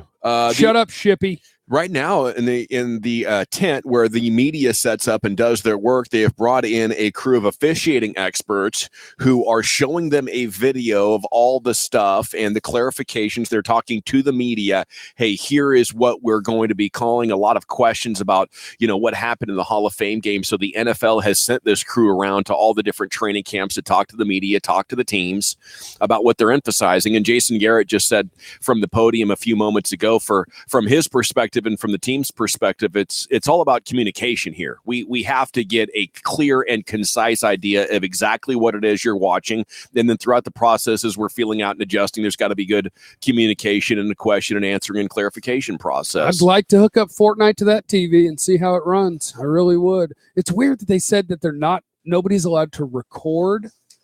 Like you just have to sit there and listen and remember and then tell people. Why can't I record so that I have all of what you said, and I don't get it wrong?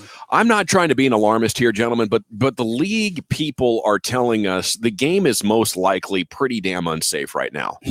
And we have to massively inconvenience everybody to save the future of the game. I think that's what this is about. Because of lawsuits, yes. Yeah. Yes. Well, yeah, lawsuits and if the science comes out that, hey, your kid's on a track to get CTE by the time he's 25, then, I think it's not only the lawsuit, but the alarm that is coming from the parents or maybe even from the teenagers and stuff if things trend to worst possible case scenario. And that's why I said I don't want to be an alarmist, because it's possible we investigate CTE and our anecdotal observations of, hey, Roger Staubach retired because of concussions. He's fine. Troy Aikman's one of the sharpest 50-year-old dudes in America right now. Is it that bad? Maybe it's not. but maybe it trends in a direction where it's bad and it's going to scare the hell out of parents, and you need to have the game prepared. Now, maybe it's as simple as doing more rugby style tackling. Maybe we got to take it all the way to flag football. It's a Pandora's box right now. Yeah, I hope we got to take it all to flag football. I'm excited to get my pro career started again. Yes, with this knee surgery coming up in a week. That would be so amazing. Dorrance Armstrong got some love in that presser. Michaud asked him a question about it, and Garrett talked quite a bit about how he's got a lot to learn, but he's a good player and he gets off the ball and he's competing like a badass against the veterans and all that. And they said they've even been moving him around, something he's excited about, and he's versatile. So got a lot of skills, doesn't he, Jeff? Yeah, no, he's a good player. He's one of those guys that didn't have really the college production last year, but he was one of those guys that kind of got hurt by scheme change. And the year before, you could see him rushing the passer, and he's got some gifts when it comes to rushing the passer. Jason Garrett talking about Lyle Collins. I think one of the really important storylines is what happens out there at right tackle. Can he become the dominant, first-round type of talent he was out of LSU? And last year he had the position change after his first couple of years that were hampered by injury. So even though he's in his fourth season, we're still talking about the development of a rather talented player. And Garrett says it's kind of an overarching and general take that he's got on where Lyle is right now, but he's understanding how to play better because he's so physical. He's been wanting to be the guy that's so aggressive and mauling people and body slamming you. He's actually a guy that's got to rein it back a little bit and be a little bit more patient, it sounded because of offense in the NFL has gone so far towards passing that if you're an offensive lineman, your biggest job is not to push people anymore. It's to get in their way. Yeah. Your biggest job is to react, not to initiate. Even the Cowboys throw it more than they pass it, although just barely. But yeah, and I don't think you can understate an offensive lineman changing not just from guard to tackle, but sides of the ball, especially if you've been on one side of the ball your entire life, like Lyle Collins had been on the left side. I saw Ron Leary at an offensive lineman camp, and he was talking about it because he had to change from left to right. And he's like, people don't understand how hard this is. You spend your entire life when they say set hut, this is my push off leg. This is the hand I got to hit him with first. So this is my better punching hand. And this is my support hand. And it's like, and then they say, okay, now every bit of muscle memory you've had your entire life, flip it. Okay. It's going to take some time. Gavin, go bat left-handed. Welcome. Give me 3 years. It's not the same, but Yeah. it's not too terribly far off from that, where it's everything you've ever learned, flip it. It's like, okay, no problem. I got it. Oh, it's just offensive line. It's just blocking. No, Yeah. It's a whole different world. 300 million for 3 seconds. Yeah, that's all it is. 300 million for 3 That's all you got to do. seconds. That's it. Did you guys see Michael Irvin for the Hall of Fame picture? Did you see that video? I know he came in late. I didn't listen to it yet. Yeah, they're all ready to take the picture. Like, screw it. These are the guys that are here. Michael's sleeping in or whatever. He's not here. And he just comes in screaming and then stops the whole thing and gives them and they're like, Michael Irvin, even he was the one who tweeted it out. Like most people, they were the Hall of Fame guys are like, when you're late and you've really screwed up the timing of everybody else that are having to wait on you, usually kind of come in quiet and apologetic. And Michael just comes in big and loud. He's like, I'm here, boys. We can do this now, huh? Yeah, I'm a Hall of Fame. I'm here. It's like, dude, we've been here for 45 minutes. We were supposed to be here a long time ago. What are they going to do? Kick me out? Yeah, I'm here. Party doesn't start till the playmaker's there. And salute to Michael for not getting fired at the NFL Network. Holy cow! All their analysts got blown out. Pretty much. I know Marshall Falk. Who else? Well, I remember. I don't want to say somebody's name on accident, but everybody but Michael Irvin. Yes. Okay. Pretty much. Yeah. Are we talking too loud? Oh, we're sorry. Okay. We're all right. Okay. We're talking too loud. Okay, we got to get off the air. Okay. We got to go golf voice. Maybe we bring in the guys.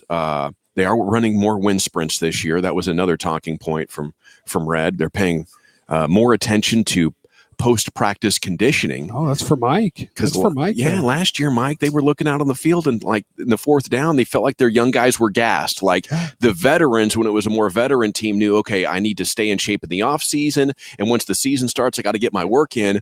Where if you think about the players, I mean, after Sunday, you get so much time off and your body's recuperating. So they kind of put the cardio on you.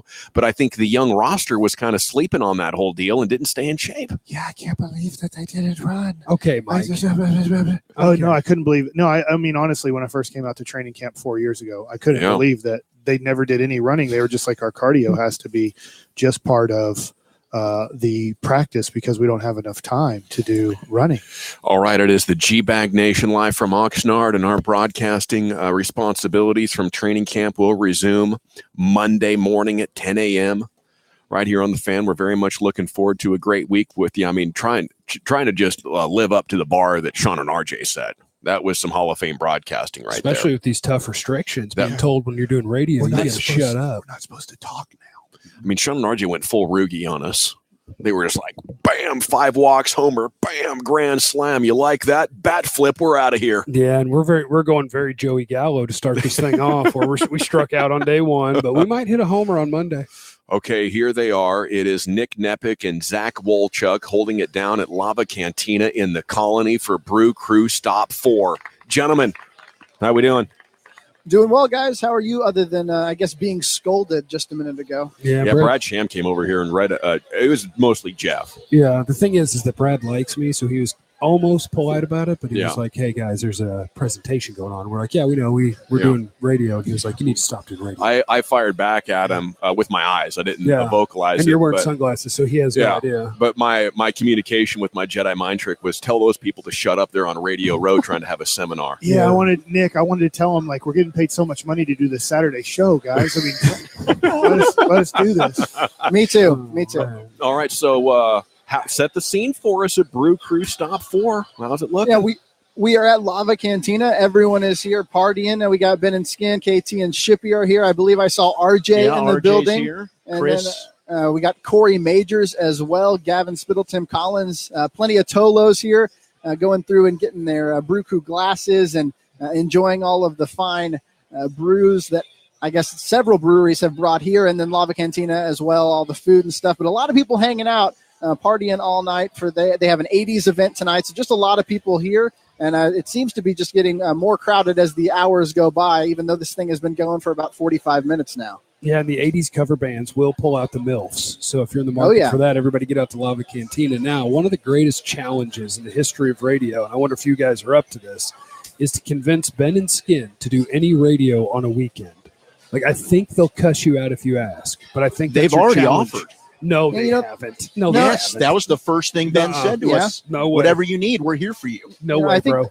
A little bit of a sympathy card with me. I think that's exactly what it was. I get a little extra sympathy there. Right. But they did offer. Not sure how serious it was, so we did not take them up on it right away. But maybe here, after a little time, they will mingle on up here. But for now, we're just letting them hang out with the Tolos. We will have Ari Temkin on with us though at 3:20.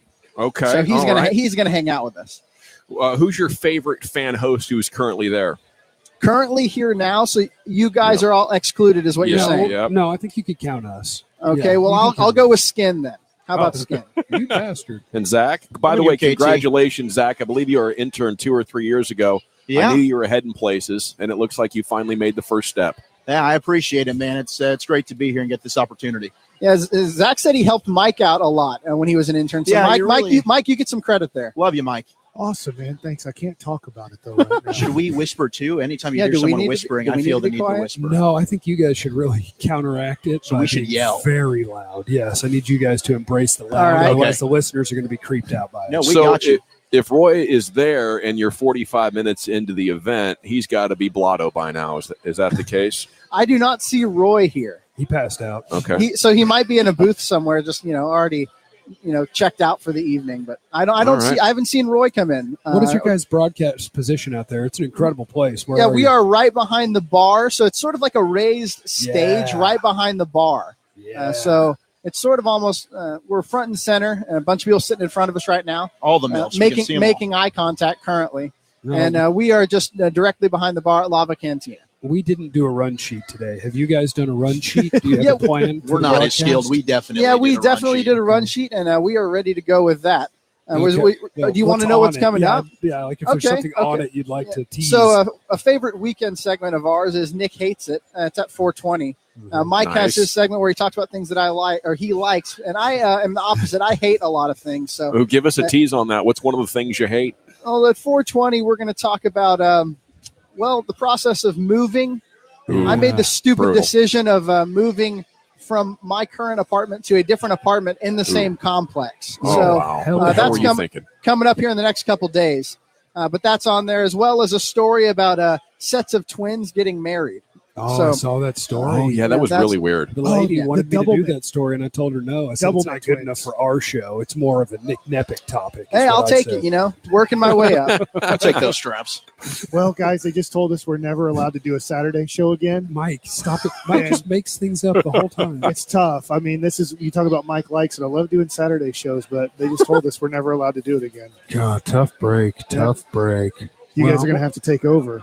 We can do that for you. We're here at Lava Cantina. We've got a lot of people, supporting us rather than tearing us down, which seems like the situation you guys are in. Not a very healthy environment there today. Really doesn't sound like. It's really not. Make sure you get some food up there at the Lava Cantina. They got a great menu. Okay. Yeah, I'll see what I can do there. I don't know if we have the poll, but we'll try to finagle some food up this way. Tell Ben. Ben handles that stuff. Okay. Yeah, you just tell Ben.